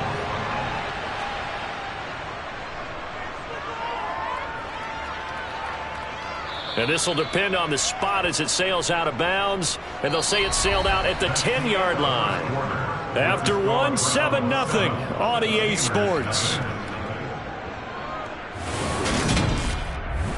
Second quarter action from Pittsburgh. It is the Steelers in control of the football. The Pittsburgh offense at the line to start their next drive.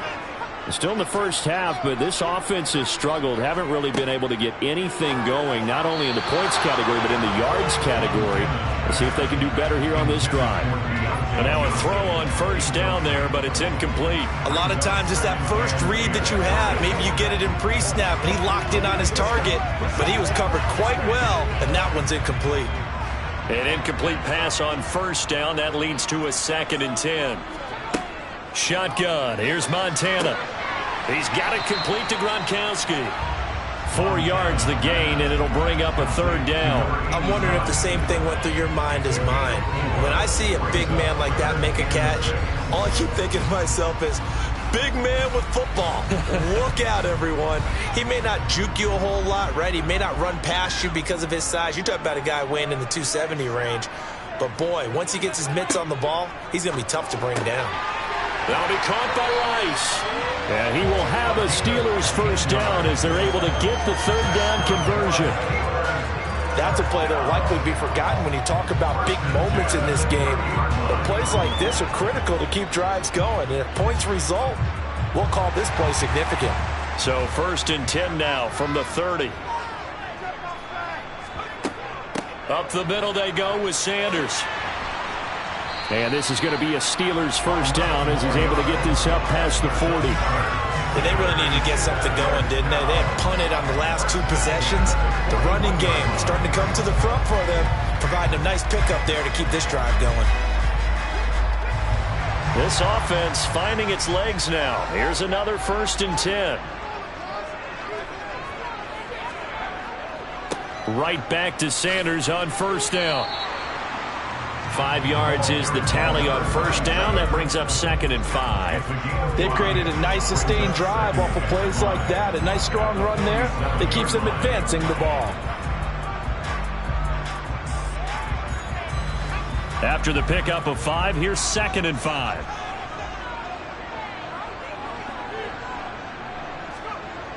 Here's Montana to throw. That ball caught by the former Toledo Rocket, Deontay Johnson. First time that they called his number tonight, and it gets him a first down. This has to go down as one of the simpler routes in the playbook, but oh so effective. Nice completion there. Keeps the sticks moving. So a 1st and 10 upcoming from Browns territory now at the 47. They'll run with Sanders up the middle. And they go backwards here, losing yardage back at the 48-yard line. 2 yards the loss, 2nd and 12. I have a feeling they'll stay committed to running the football, especially on the early downs. They just haven't had a whole lot of success just yet. A rare misstep on that last play because the drive has been strong, but now it's 2nd and 12. Play fake. Now here's Montana. Got his man complete over the middle. That's Rice. And he'll wind up getting this to the 32. A play that started at the 16, and that's how many yards they get. First down.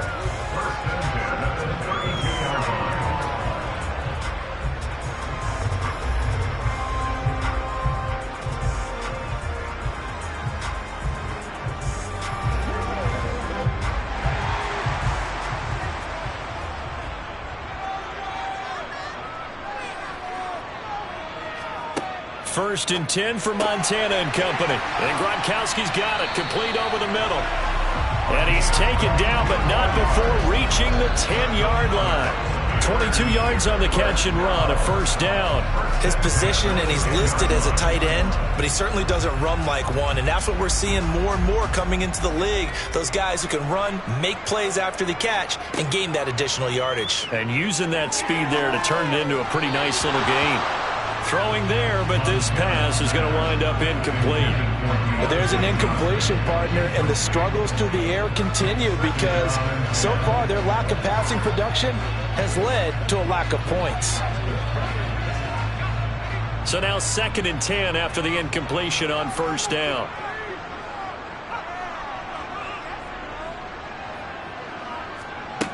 Now Montana. Oh, he tries to force it in, and it's intercepted.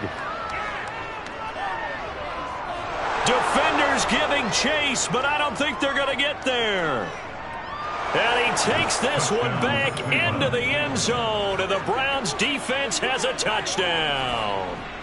Well, Charles, as a defender yourself who made a few of those plays back in your day, I know you know there's no better feeling than a pick six for a defender.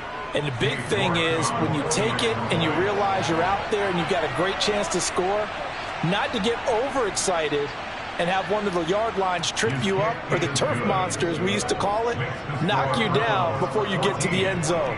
That didn't happen on that play. He carried it home.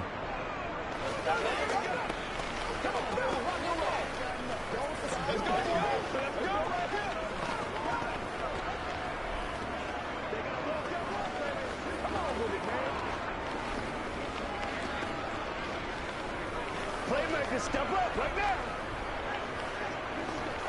He's supposed to catch that, baby. That's how we eat. It's game time. Let's go now. Guys, get it over. Step up, baby. Play it to the whistle.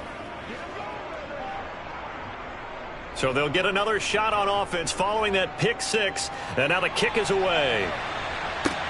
Fielded just outside the goal line.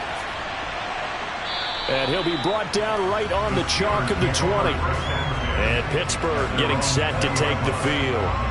And Charles, we'll see what they can do here. Not a ton of time left, but enough certainly to get points out of this drive. And they need them right now because they're trailing. Yeah, and this is exactly why you practice a 2-minute drill all through camp and at least one practice each week before a game. A minute left, more than enough time to string a few completions together, reach the end zone, and then make that walk back to the locker room just a little more animated. Nothing fancy on first down, but a very consistent type of a play. Hit that slant. A lot of people call it an extension of the running game, and it can be if that pass is completed, because you hit a guy on the run like that, you often can go for big yardage. Sets him up nicely for second down, staying ahead of schedule.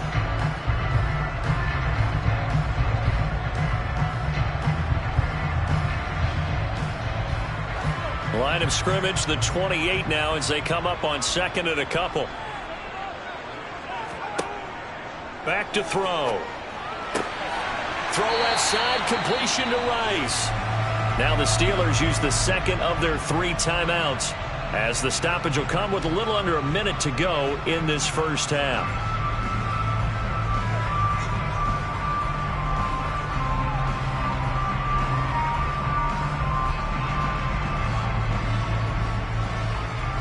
Back-to-back good plays have them on the move on first down.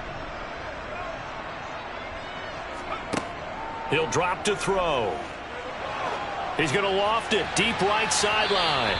And too much juice. It'll be out of bounds, incomplete. I believe I'm following their logic. Take the big shot downfield, loosen things up. You're hoping to get some points on the board before the half.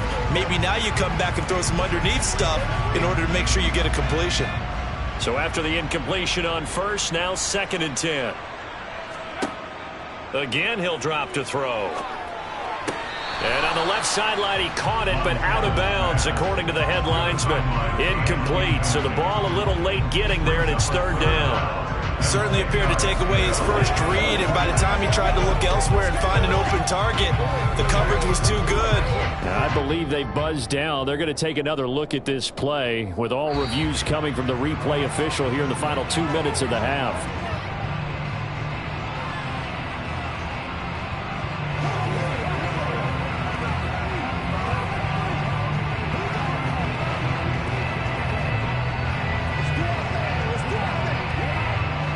They head to the line facing a 3rd and 7 following the incompletion on 2nd down.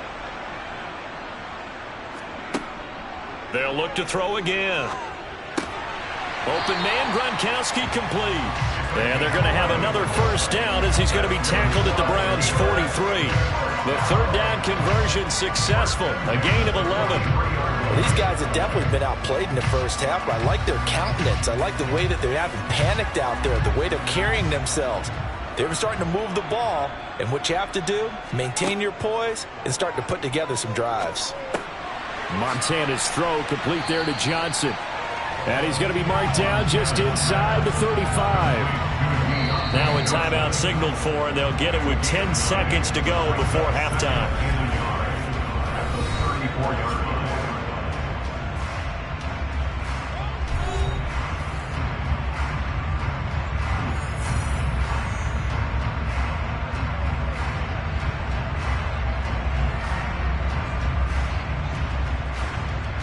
So on second down, the field goal unit is on here as they try to get 3 before half.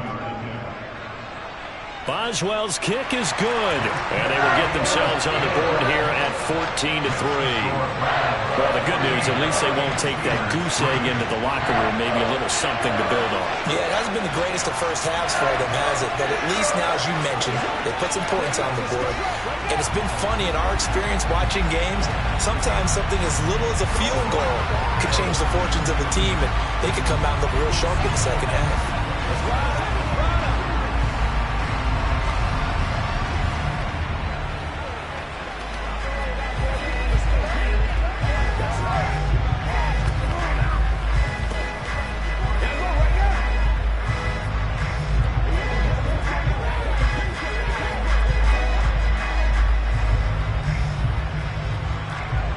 So 6 seconds, all that remains of this first half as the kick is away. And not wanting to risk anything here late in the half, he'll just take a knee and they'll bring the football out to the 25. And the Browns going to go on offense one final time in this first half. And only 6 seconds on the clock, so time likely for just one play. So time perhaps for one final kneel down before they take this lead to the locker room. And with time running down, they go down to a knee. So we come upon halftime, and it's the visiting Browns with the lead. As we'll send you down to Orlando, we check in with Jonathan Coachman for our EA Sports Halftime Report. Coach, the Browns are going to get the second half kickoff, and they've got this lead as well as we are back and underway. This will be fielded inside the 5.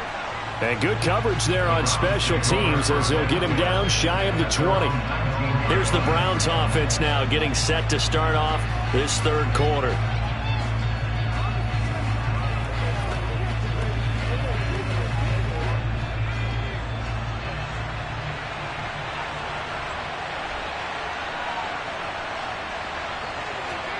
On first down, Elway. To the sideline, and that is a heck of a catch as he was able to get both feet in. Successful start to the drive, 17 yards, and moves the sticks. And now we get into the psychology of the whole thing, because a lot of teams with a 2-score lead in the third quarter, they almost become defensive with their offense, just playing not to lose. I think with this team, you got to figure at this point, this is a great spot for them to go into attack mode, really try and put the hammer down and finish this one off. Cameron Hayward getting upfield to make the stop. And plays like that are exactly what this defense needs here early in the second half to give it a little spark. I think their halftime adjustments, what they talked about, maybe it was just a little inspirational speech. Who knows? But it looks like they're ready to go. So the first down run lost a couple. Now they come up 2nd and 12. Elway. And a quick throw here, that's complete. They'll give him 4 yards there. 3rd and 7 now. One thing you're hoping for when you run drag routes, you're able to hit a receiver in stride, and he can pick up a lot of yardage after the catch. But in this situation, the defense was effective, able to stop him before he could get a good head of steam going. So 7 yards from the first down here as they come up to the line of scrimmage. On 3rd down, Elway.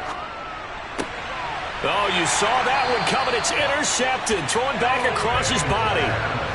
And the Steelers are going to take possession here at their own 47-yard line. On first down, Montana. Throw left side taken in by Miller. And they're able to work this across midfield to the 48. That's a staple of this offense. Drag route to the tight end. Yeah, he's unable to use his size to break off much more yardage after the catch, but still an effective gain nonetheless.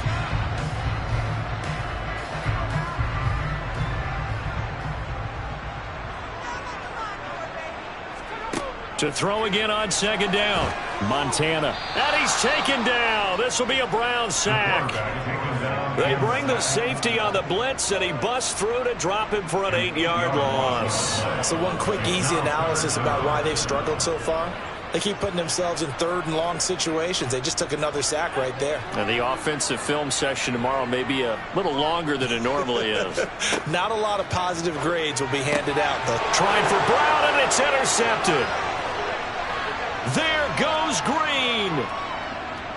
And he takes this one back into the end zone, and the Browns defense has a touchdown. And Charles, for this offense, those interception woes they kind of had in the first half have now followed them into the second half, and for this defense, they take advantage, turn that into a pick six. And that defense is in a spot now where they're thinking about ways to close this game out, and as confidently as they've been playing, I expect them to do exactly that. The extra point by York is up and good. And the lead is up to 18 now.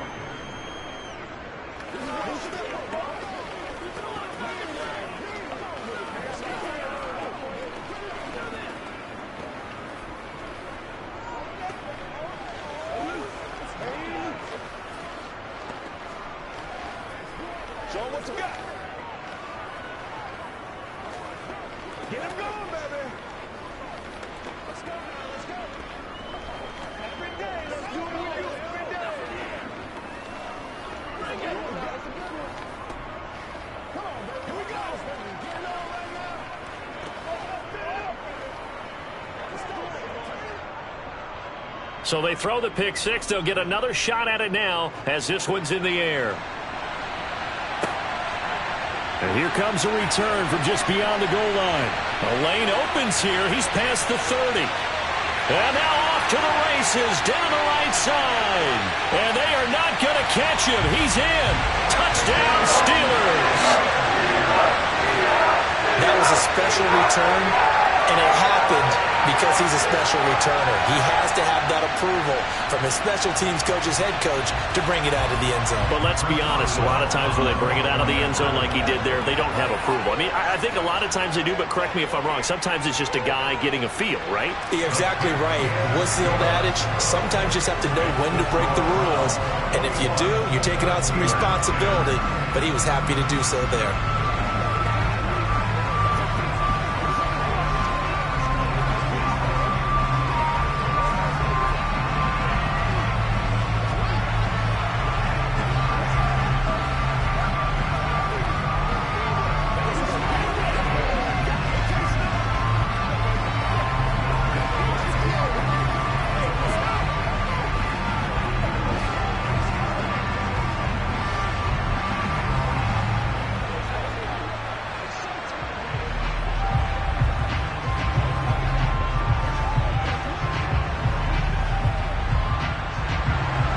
So now the other return teams out there as they'll try to duplicate what they just saw.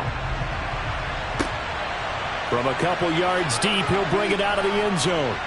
And ultimately cannot get this out to the 25-yard line as he's dropped it to 23. And now this offense comes back out onto the field.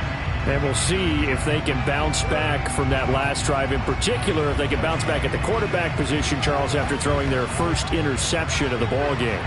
Yeah, and some guys, you know they're going to want to try and get a big play right away and take control back. Others, they're going to look to hit a couple shorter passes and get a little momentum back that way. But for the defense, that goal's not changing a bit. They want another pick.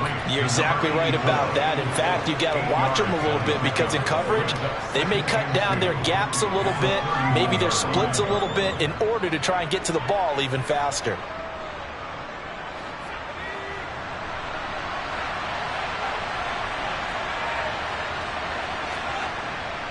They'll give this up the middle to Brown. And he's able to take this one up to the 35-yard line. They'll get 3 as the drive continues. It's a first down. In the first half, he was held in check on the ground, but despite that lack of production, they still have the lead. And they've got to feel fortunate about that. If they could actually get production from their lead horse, that would help open up this offense and widen this margin, too. On first, they'll throw with Elway. Got a man, and he hits him in stride. That's good. The completion there for 7 yards, and it's second down.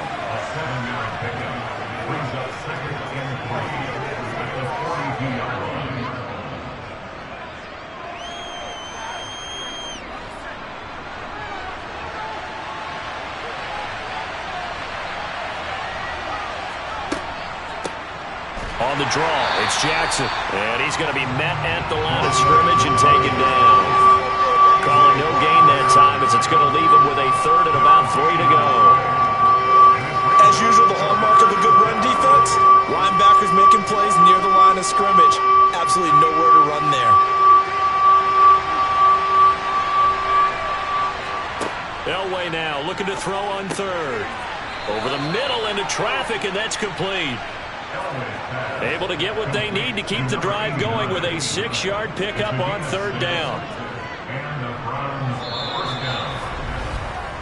1 quarter remains here in this Thursday night matchup. We'll return with more after this break. You're watching the NFL on EA Sports. Back now in Pittsburgh. 2 first downs have them up near midfield now on 1st and 10. This is Brown going up the middle. Oh, he's got some breathing room. And a strong run there as he'll take this all the way down to the 35. Just what the Browns needed there. Good for a gain of 17. And I think we can get used to seeing more of that in this 4th quarter, especially if they're having success on the ground like they did there. Yeah, I think back when we met with the head coach in preseason, and all he talked about was building a bully. And I think it was this situation he was envisioning. Trying to ice a game, plenty of time left, but being able to give the ball to his big runner and pound away and try and finish off a game. 3 yards on the pickup there, and it'll be second down. I'm sure that's going to be the formula. Just keep the ball on the ground, keep that clock moving. And when you have the lead this late in the game, above all, stay in bounds. Yes, take care of the football. Yes, gain yardage, but stay in bounds and let that clock tick. They keep it on the ground. Again, it's Brown. And not much running room. Down to the 32. A 1-yard gain there following the 3-yard pickup on first down. Not a big run, not an explosive run, but they've held the ball for plenty of plays on this drive. They're just trying to impose their will on the defense right now. The Browns on third down. They've hit 2 for 4 thus far. This will be 3rd and 6. To throw is Elway. Throws right side, and that's complete. And they'll have it in the red zone before he crosses over out of bounds. The Browns passing game finding its stride. They've got another first down. And looking to put this game on ice in the 4th quarter, but still not afraid to throw it as they show there. You want to play the game with confidence, and they have a guy who's in control right now. Their trigger guy, throwing it, they feel just as confident with him doing that as they would if they tried to run the ball and run the clock out. 5 yards on the carry. Good pickup on first down. Able to stay in bounds, so the clock keeps rolling. And this defense right now backed up in the red zone. Another touchdown, it's over. They've got to stand tall quickly. Been in this spot before. Now there's a little bit of desperation creeping in. And all you're doing when you're talking to your defensive teammates is, first guy there, hold him up. Second, third guy in, rake at the football. Get it out. We've got to create a turnover because one more score, and this game's over. Now a second down throw for the end zone, but it's incomplete. Josh Gordon, the intended receiver, and it's 3rd and 5. I think he could have scanned downfield forever, but there wasn't anything available. Ends up throwing an incompletion, and I think he'll take that. Already a pair of third down conversions for them on this drive, but right now they need 5 yards on this third down try. Now a give, left side, Brown with it. And I don't think he got there, no. He's short by maybe a foot, maybe. Call it 4th and inches. There's so many definitions of a complete back. I think most people think a guy who can block, a guy who can catch, and a guy who can run. But how about when you put it all together as a runner, and you can fake people out, you can be shifty, and also run with some power and break tackles, as we just saw on that pickup.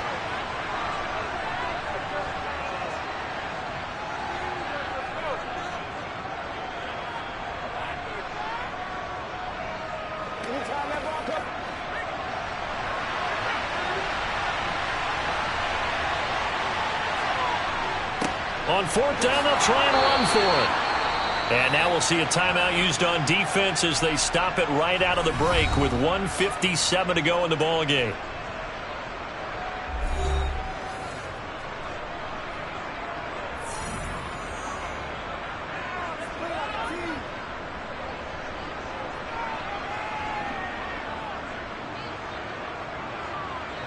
A good chance now to put this game on ice. This is first and goal.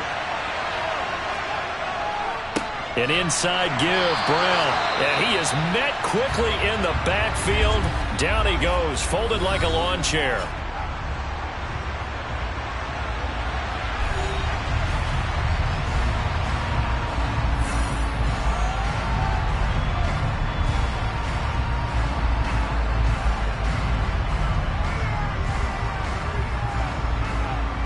In the backfield by himself is Brown, second and goal.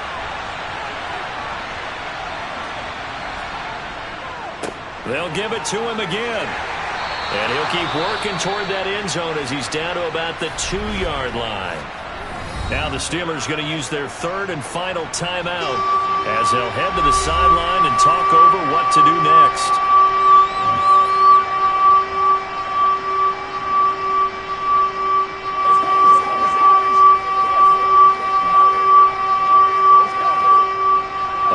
Tired bodies on that field, but this is a big play, third and goal. Elway throw. Touchdown, Browns.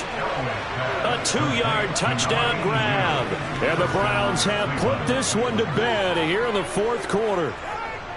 Is it okay if I break one of our rules, partner, which is to never call a game over until it's over?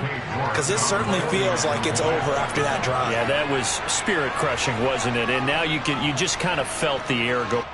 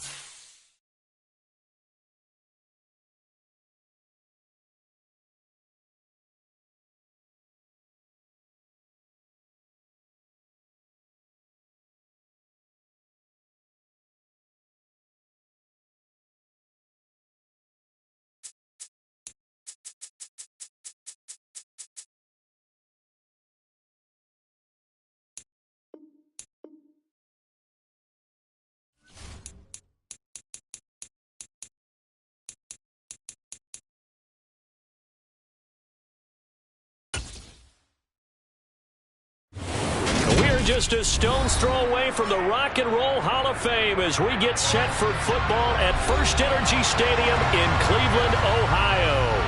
Tonight on this fine Thursday night, we've got a good one in store between the Pittsburgh Steelers and the Cleveland Browns. And he'll be brought down shy of the 20, so the decision to bring it out of the end zone, not a good one.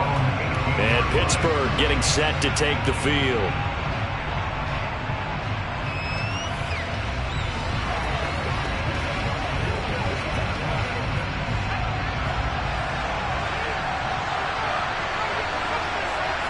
To throw right away, here's Montana. Open man left side is Gronkowski.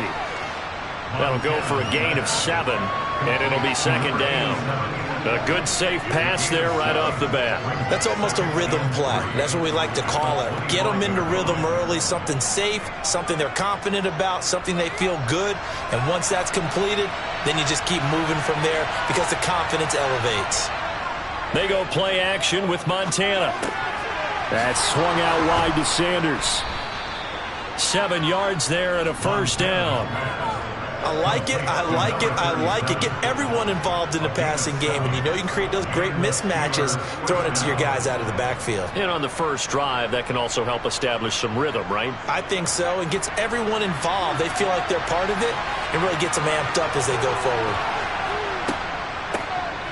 On 1st and 10, it's Sanders. Found a little room there as he's up to about the 37. Give him 5 on the carry there, and it'll be second down.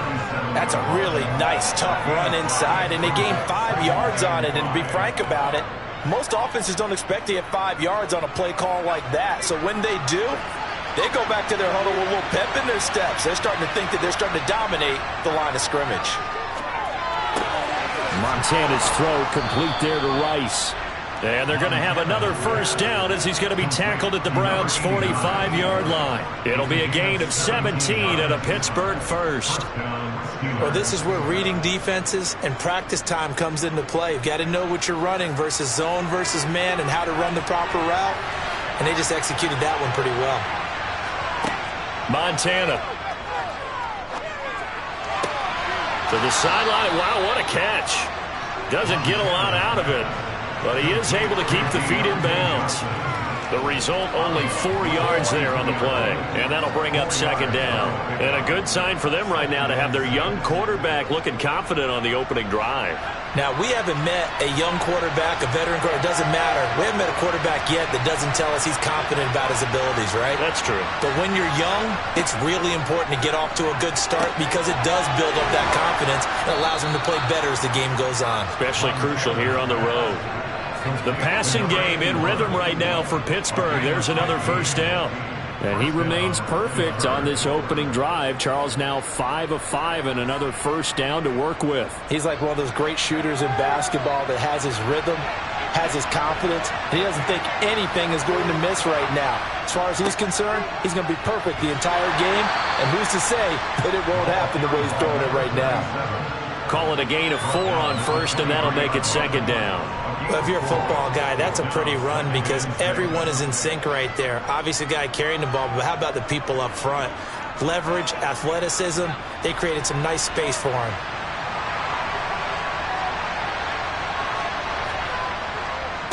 It's a second down run with Sanders. And this carry not as productive. He's swallowed up at the line of scrimmage. No gain on the play, and it's going to bring up a third down. Looked like he was trying to bounce it outside, but no success. Yeah, sometimes you got to just figure out where you're going to go, and sometimes you just have to take it to another spot. And trying to get it outside, the defensive pursuit was there and just ran him down. Operating out of the gun, here's Montana. Throwing the out route incomplete. It's Rice. And they'll get this down to the 10. So a holding penalty, and that'll send him backwards. You know, they're trying not to do that. I mean, we know that, right? We talk to them all the time. But sometimes the defensive guys just put you in awkward situations, and you get caught grabbing their jerseys. So following the holding call, what can they do here on 3rd and long? Here's Montana to throw. And that is incomplete. The defender certainly didn't forget about him leaking out of the backfield. There was a guy ready and waiting to pick him up in coverage, and that throw had no shot.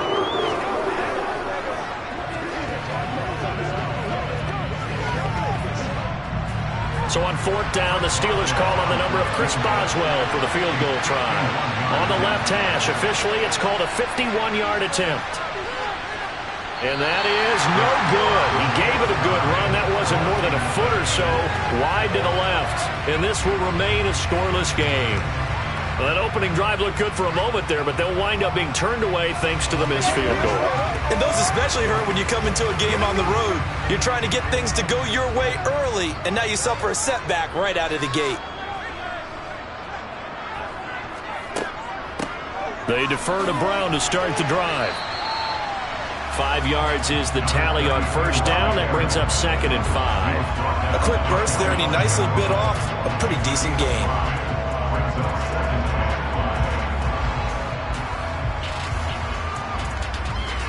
The 1st down run got 5. Here's 2nd and 5.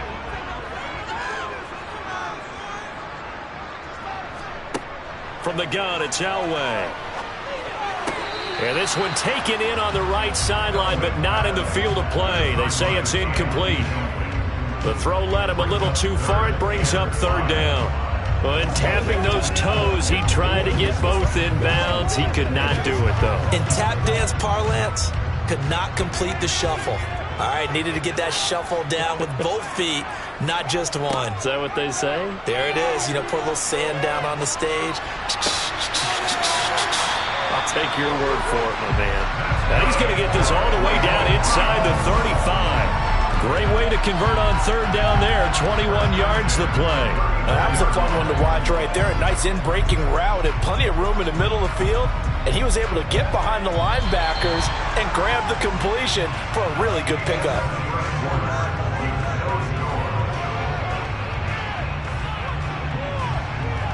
No score after 1 on EA Sports. On to the 2nd from Cleveland. It's the Browns in control of the football as they've got it with a 1st and 10. Now it's Elway. And he's got his man in stride, complete. And he'll be marked down at about the 26-yard line.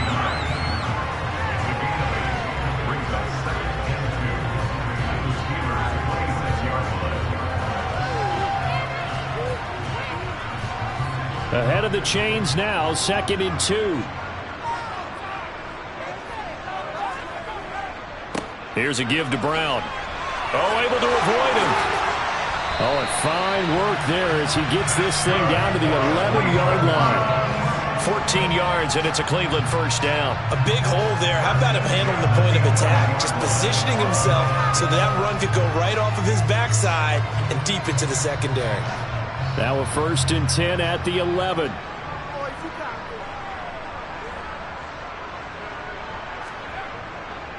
They go right back to the ground here, and Brown.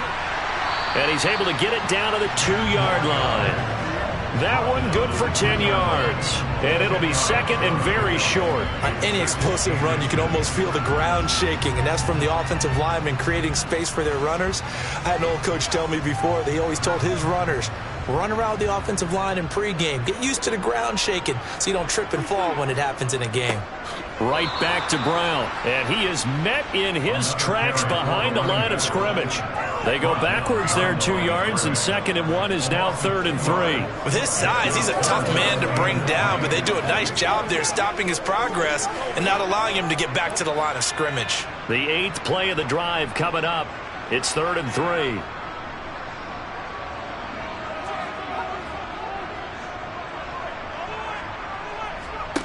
From the shotgun, Elway. Man open, it's Moss, complete. Touchdown! From 4 yards out. And the Browns post the first points of the ballgame as they take the lead here in this 2nd quarter. Walking into the stadium, we saw a ton of people donning the jerseys of this rookie quarterback, so you know they love that opening drive, and he throws a touchdown pass. He gave a little bit of confirmation about what they had hoped, right? Because they thought they had a quarterback. They're thinking they have a quarterback. You do this, they believe they've got a quarterback. Look up, elbowing each other up in the stands. That's our guy.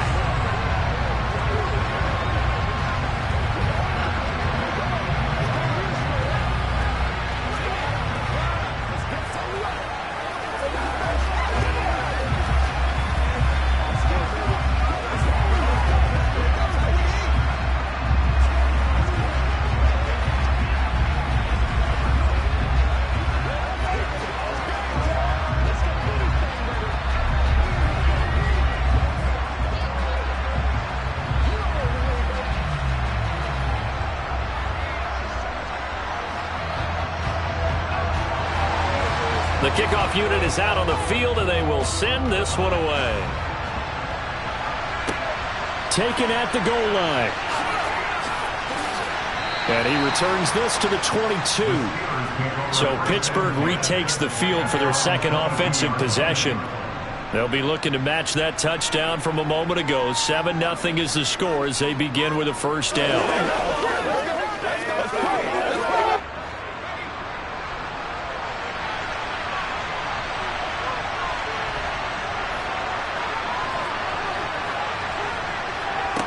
Shotgun. Here's Montana. Over the middle, that's caught by Rice. And the result here, a pickup of 8. Leaves them with 2 to go on second down. Well, it's time for them to be good teammates right here. And what I mean by that is possess the ball for a little while. Get at least 2 first downs. Give their defense a chance to settle down a little bit after they give up a touchdown.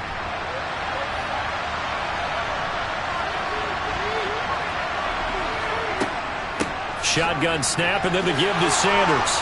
And he's able to take this one up to the 35-yard line. A gain of 5, good enough for the first down.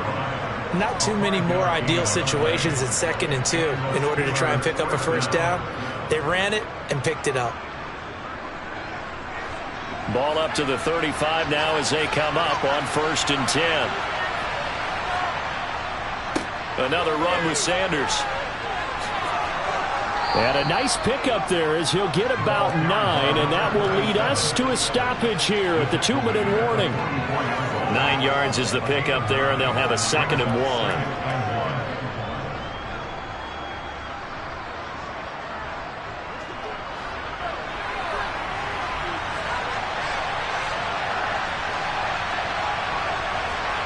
From the 44, Montana, and the catch made by Johnson. A gain of 5, good enough for the first down. I think that's a big pickup for a first down because when you run a drag route against zone, you're sometimes asking for trouble because you might run into a defender. Yeah, well, there they ran into a first down. Executed it to perfection. First down now, but that clock rolling. To throw is Montana. He's got it complete to Gronkowski. And he's going to be taken down right at the 40-yard line. And what a nice example there of a tight end doing exactly what he needs to do. How about how he worked his way to the outside, made sure he secured the catch, and then anything after that, we count that as a bonus. And indeed, he gets enough for the first down.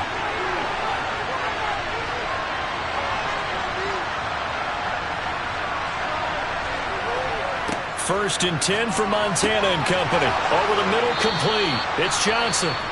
Now the Steelers use the first of their 3 timeouts, as the stoppage will come with a little under a minute to go in this first half.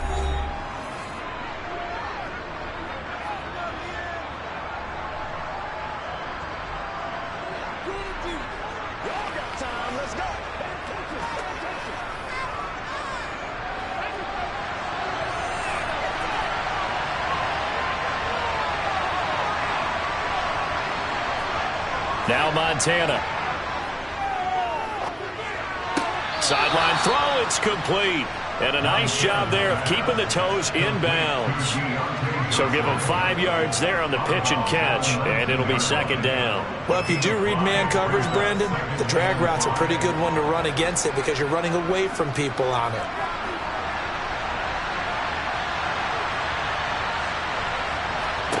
Throwing again on second down.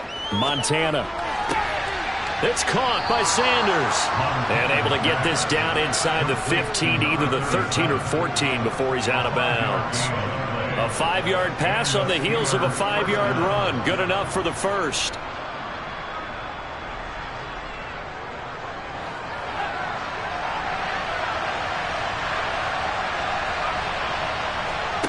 They will look to throw. Montana. Got a man, and he hits him in stride.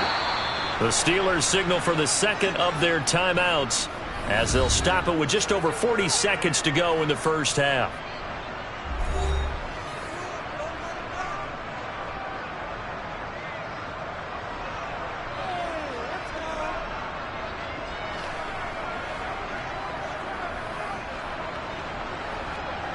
A chance now to get even before the break as they come up first and goal. Back to throw again. And it's caught. And this one will wind up with him losing yardage. Back to the 4-yard line.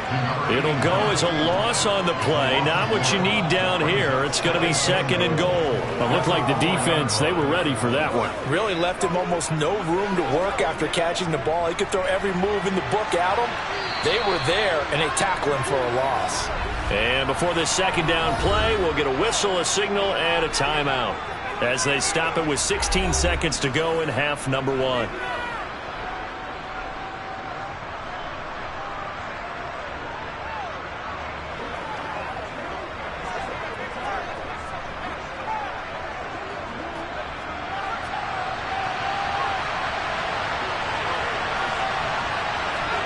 On second and goal, Montana. Completing it to the right side, Johnson. And he gets halfway there from the 4 to the 2 on a gain of 2.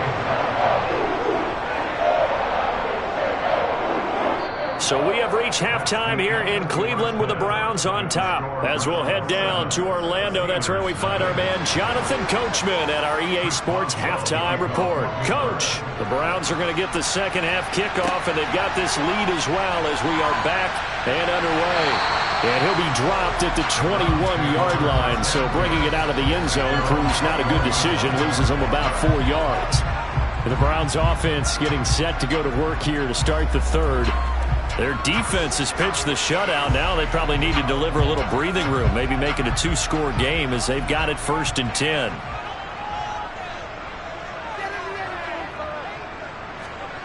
Now Elway. Complete to Newsome. And after that completion, you can understand why so many teams in the league are emphasizing speed on defense at every position. The tight ends have created so many tough matchups now. If you can't run with a tight end as a linebacker, this is going to be the result every time. A good gain on first has him set up with second and just a couple of inches now from the 29. Running right, here's Brown. And he's going to have a Browns first down as the tackle made at about the 38. His first carry of their second drive, pretty solid. And, of course, remember back to their first drive, really strong throughout that one. Not only is he getting good blocking up front, but how about his vision to find the holes? And he's seeing things before they even open and hurdling through them.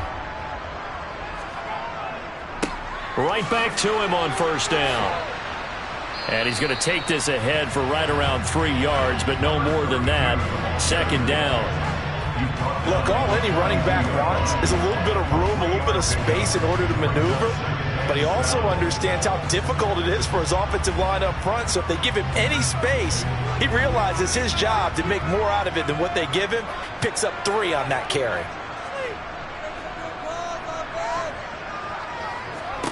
On second down, Elway.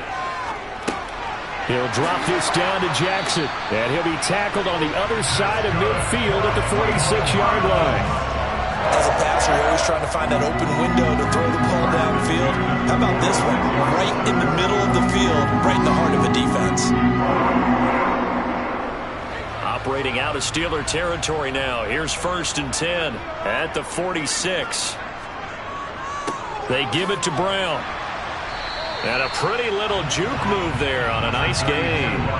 45 yards rushing for him now to this point. But no matter how they phrase it, staying on schedule, staying ahead of the sticks, whatever you want to call it, 7 yards on first down, that fits the bill. A good run got 7 on first. Here's 2nd and 3. Shotgun handoff to Brown here. And they will only muster a yard here to the 38. I do know from experience that when you slow down someone's running game, you're now doing the dictating on defense. And guess what? Now you're getting ready to tee off on their quarterback because they have to throw it all the time. But you still have to be alert for the draws and other plays of that nature to make sure you don't get hurt. Trying to keep the drive going here. This is play number 7 on 3rd and 2. Here's Elway to throw. It's complete to Brown, right side. And they're going to have themselves another first down as the tackle's made at the Steelers' 27-yard line. A strong pickup of 11 keeps their drive alive. Caught that look from you there, partner. I think we're on the same page on that one. Just his first catch. I think we both thought he'd be a little more active in the passing game. Let's see if that's the start of them trying to get the ball to him a little bit more here in the second half. And nothing doing. He's immediately taken down at the line of scrimmage. No gain on the play. It'll be 2nd down. Well done to sniff that out defensively. He had it diagnosed pretty quickly. I love that description because diagnosed is perfect on that one. Read his keys, made the play, and he couldn't even get going moving the football. Out of the gun, Elway. That'll be caught over the middle by Moss. And they're going to have themselves another first down as the tackle's made at the Steelers' 17-yard line. Just his 2nd catch of the game so far. This one moves the chains. Well, that certainly has to feel good. It's not all the time that the play caller should get all the credit. Sometimes I think in the huddle, the quarterback just says, hey, who's going to make a play for me? I just need something right here. And the end result there, nice first down. Drive keeps moving. Got Gordon open, completes it. And he's brought down. Just his 2nd catch of the game so far. This one moves the chains. I think he has to be saying to himself, how did that not wind up a touchdown? Remember, you just need the tip of the ball to cross the plane. It's not going to get there, but they're going to be set up in great shape with 1st and goal.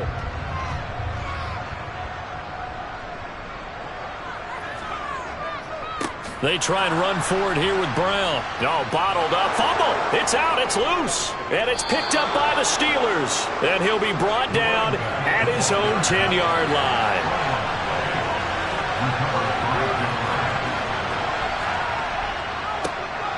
They'll start this drive out on the ground. And he'll fight forward on the straight-ahead running for just a couple of yards. 2nd down.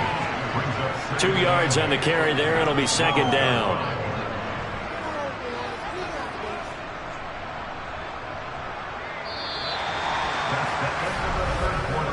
One quarter remains here in this Thursday night matchup. This is the National Football League on EA Sports. And we're back now here in Cleveland. It's the Steelers with the football, but trailing here as we get going in quarter number 4. Throwing on 2nd and 8. Montana. Well, that's where this Cleveland crowd, the dog pound in particular, make it difficult on opposing offenses. It looked like they might have had troubles communicating at the line, and it leads to the incompletion.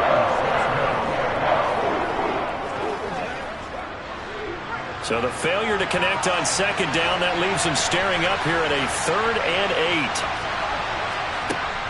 They'll look to throw here. He's going to float this one deep right side. And unable to connect. Incomplete. I'll give them credit. They took their shot, but it's going to bring up 4th down.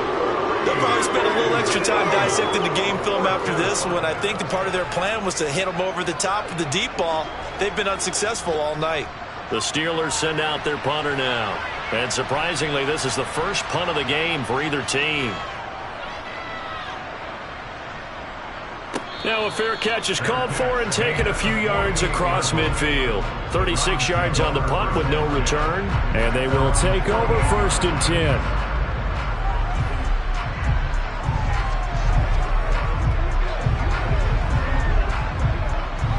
So good starting field position for him here as they come up 1st and 10. Just shy of midfield at the 48. Elway. He's going to let this go deep for Jackson. And it's incomplete. Took a shot, couldn't connect. Offense tried to get a little slick there and sneak the back out of the backfield and turn him into the primary deep receiver. But it's good coverage defensively. They were able to break it up. After the incomplete pass, here now is 2nd and 10. To throw is Elway. It's a short one here, complete to his tight end. And they get to him after a gain of 6 to the 46. Let's just break this down and make it pretty simple. Key to the drag route, letting the play develop, finding the hole in the defense, and giving your athlete, yes, athlete, a chance to make something happen once he has the ball in his hands. Elway will throw. Quick hitter here, it's complete. And he is going to have a Browns first down. They needed 4, he doubled that. He wound up getting 8. They bring pressure there on 3rd down, but this is a nice job of picking it up and making sure their guy has time to deliver the football. And they wind up getting the first down. Clock running, under 4 to play now as they come up on 1st and 10. On the handoff, this is Brown. And they're going to stop him right at the line of scrimmage. Just no cutback lane to be found whatsoever. 2nd and 10. When we talk about defenders, specifically linebackers, keeping their eyes in the right spot, he had that eye down the entire time. And you know that's not easily done because they throw a lot of misdirection at you. They try and fool you and get your eyes in the wrong place. But you're right about that one. He correctly figured that one out and made a really nice play. I don't know about you, but I wanted to reach out of the booth and snatch that pass myself. That thing floated forever up there. I think that threw off the timing of the receiver. That's why he couldn't get his feet down even though he caught the ball. You know, Charles, I would have liked to have seen that. Yeah, me too. For you, I wanted to see you reach out and catch that. Yeah, you've heard about my hands, huh? On 3rd down, Elway.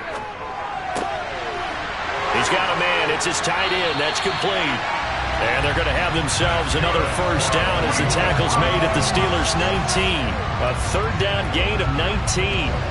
Big hook up there. Forced to throw it on 3rd down. The connection's going to keep the drive alive and also keep the clock moving. Yeah, and from a defensive perspective, didn't get a sack, didn't knock the ball free, didn't break up the pass. The clock keeps running on you. You're in a dire situation now.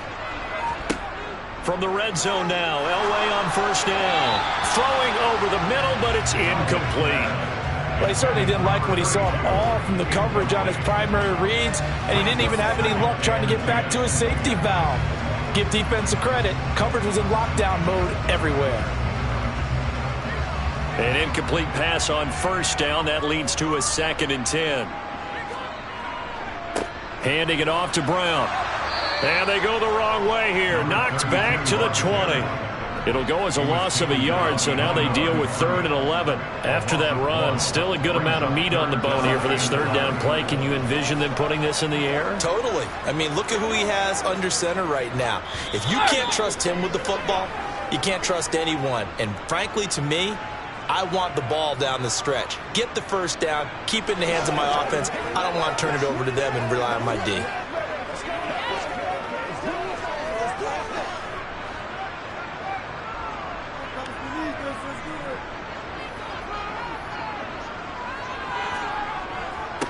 Now it's Brown.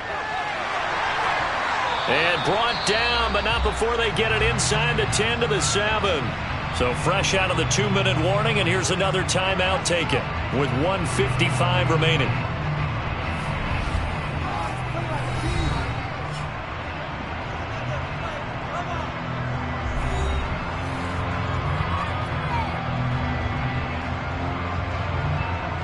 It's 1st and goal, and a late touchdown at this stage could officially salt this one away.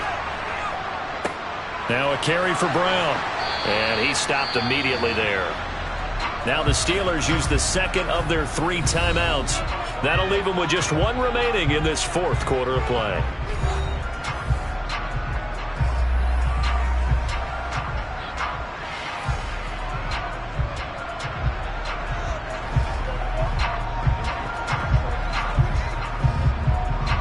Have to imagine this will be on the ground as well as they come up 2nd and 7.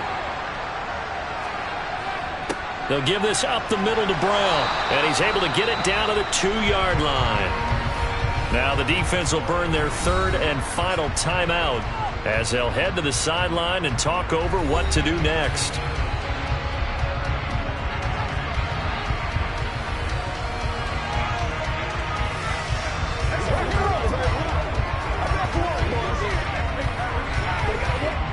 A lot of tired bodies on that field, but this is a big play, 3rd and goal.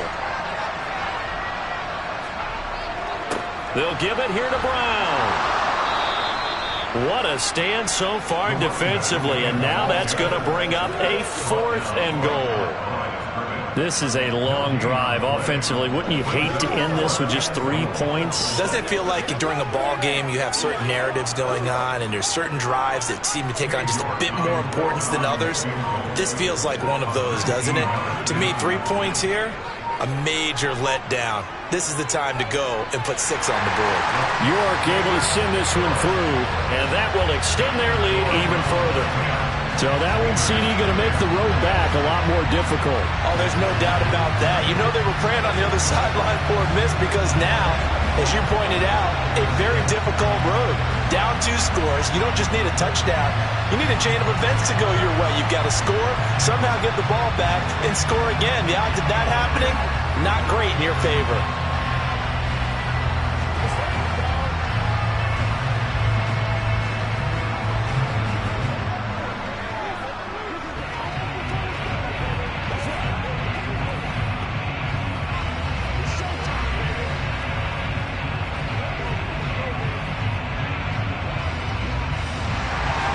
The Browns kicking team out there now as they'll send this one away. From a yard or 2 deep, here comes a return. And no chance to get away as they'll get him down at about the 17-yard line. So now the Steelers down 10-0, a little under a minute to go. They've yet to dent the scoreboard tonight. Now they've got to do it twice late if they want a chance here.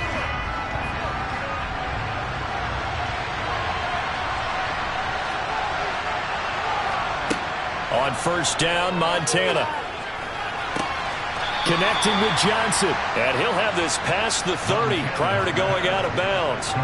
1st down yardage on the first play of the drive. Give him 14. Working the sideline there. Good route, good catch. 1st down, and he gets out of bounds. Yeah, you have to like the play calling because you have to run some guys down the middle of the field to draw some of the defenders away. They can't just let them guard the sideline exclusively. That's how it's going to work. Sidelines and incompletions to use the clock. Into the hands of Sanders. And they'll get him down after a pickup of 8. 2nd and 2. And at his size, he's a smaller back. You can get him to football. He can kind of get lost, make someone miss. It's good for him. Yeah, it's great for him. I like what you said there. Sometimes he gets lost in the traffic a little bit. But get him out in the open field into some space. That plays to his strengths the best and keeps him out of it where all the big boys are. You know, make him make someone miss in the open field. Throwing again on 2nd down, but this time it's incomplete. Trying to go for the big one there on 2nd down. Now they're likely down to their final 2 plays. And you know they've got to keep going for the big shot, right? So defensively, you play what they call top down. Nothing behind you. Make everything get completed in front. After the incompletion, here now, 3rd and 2. Montana. And that will be incomplete with a clock showing 18 seconds now to go. They've certainly had trouble unlocking this defense through 3.5 quarters, so I don't expect it to get any easier now. You know they're going to be sitting back and waiting on everything, and they force an incompletion there.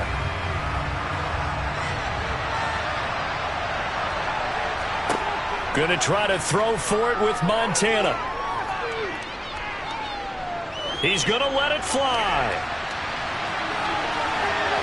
And it's incomplete. They cannot convert, and they turn it over.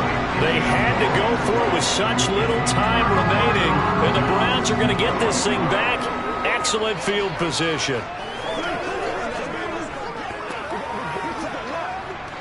So from the 39 now, they'll come up on a 1st and 10. The Browns in victory formation now as they take the knee. So Cleveland able to come away with the victory here. And not all W's are created equal, CD, and this one came in shutout fashion. Well, their offense certainly didn't need to do anything, right? They could take the day off, and they did. But the defense, they carried them in a big way. Yeah, look, the offense obviously stuff to work on, but they did enough, and the defense carried the load. But you know what they say, it's always fun to work on things if it didn't go well in your game with a victory in your pocket. And that's what they've got going forward.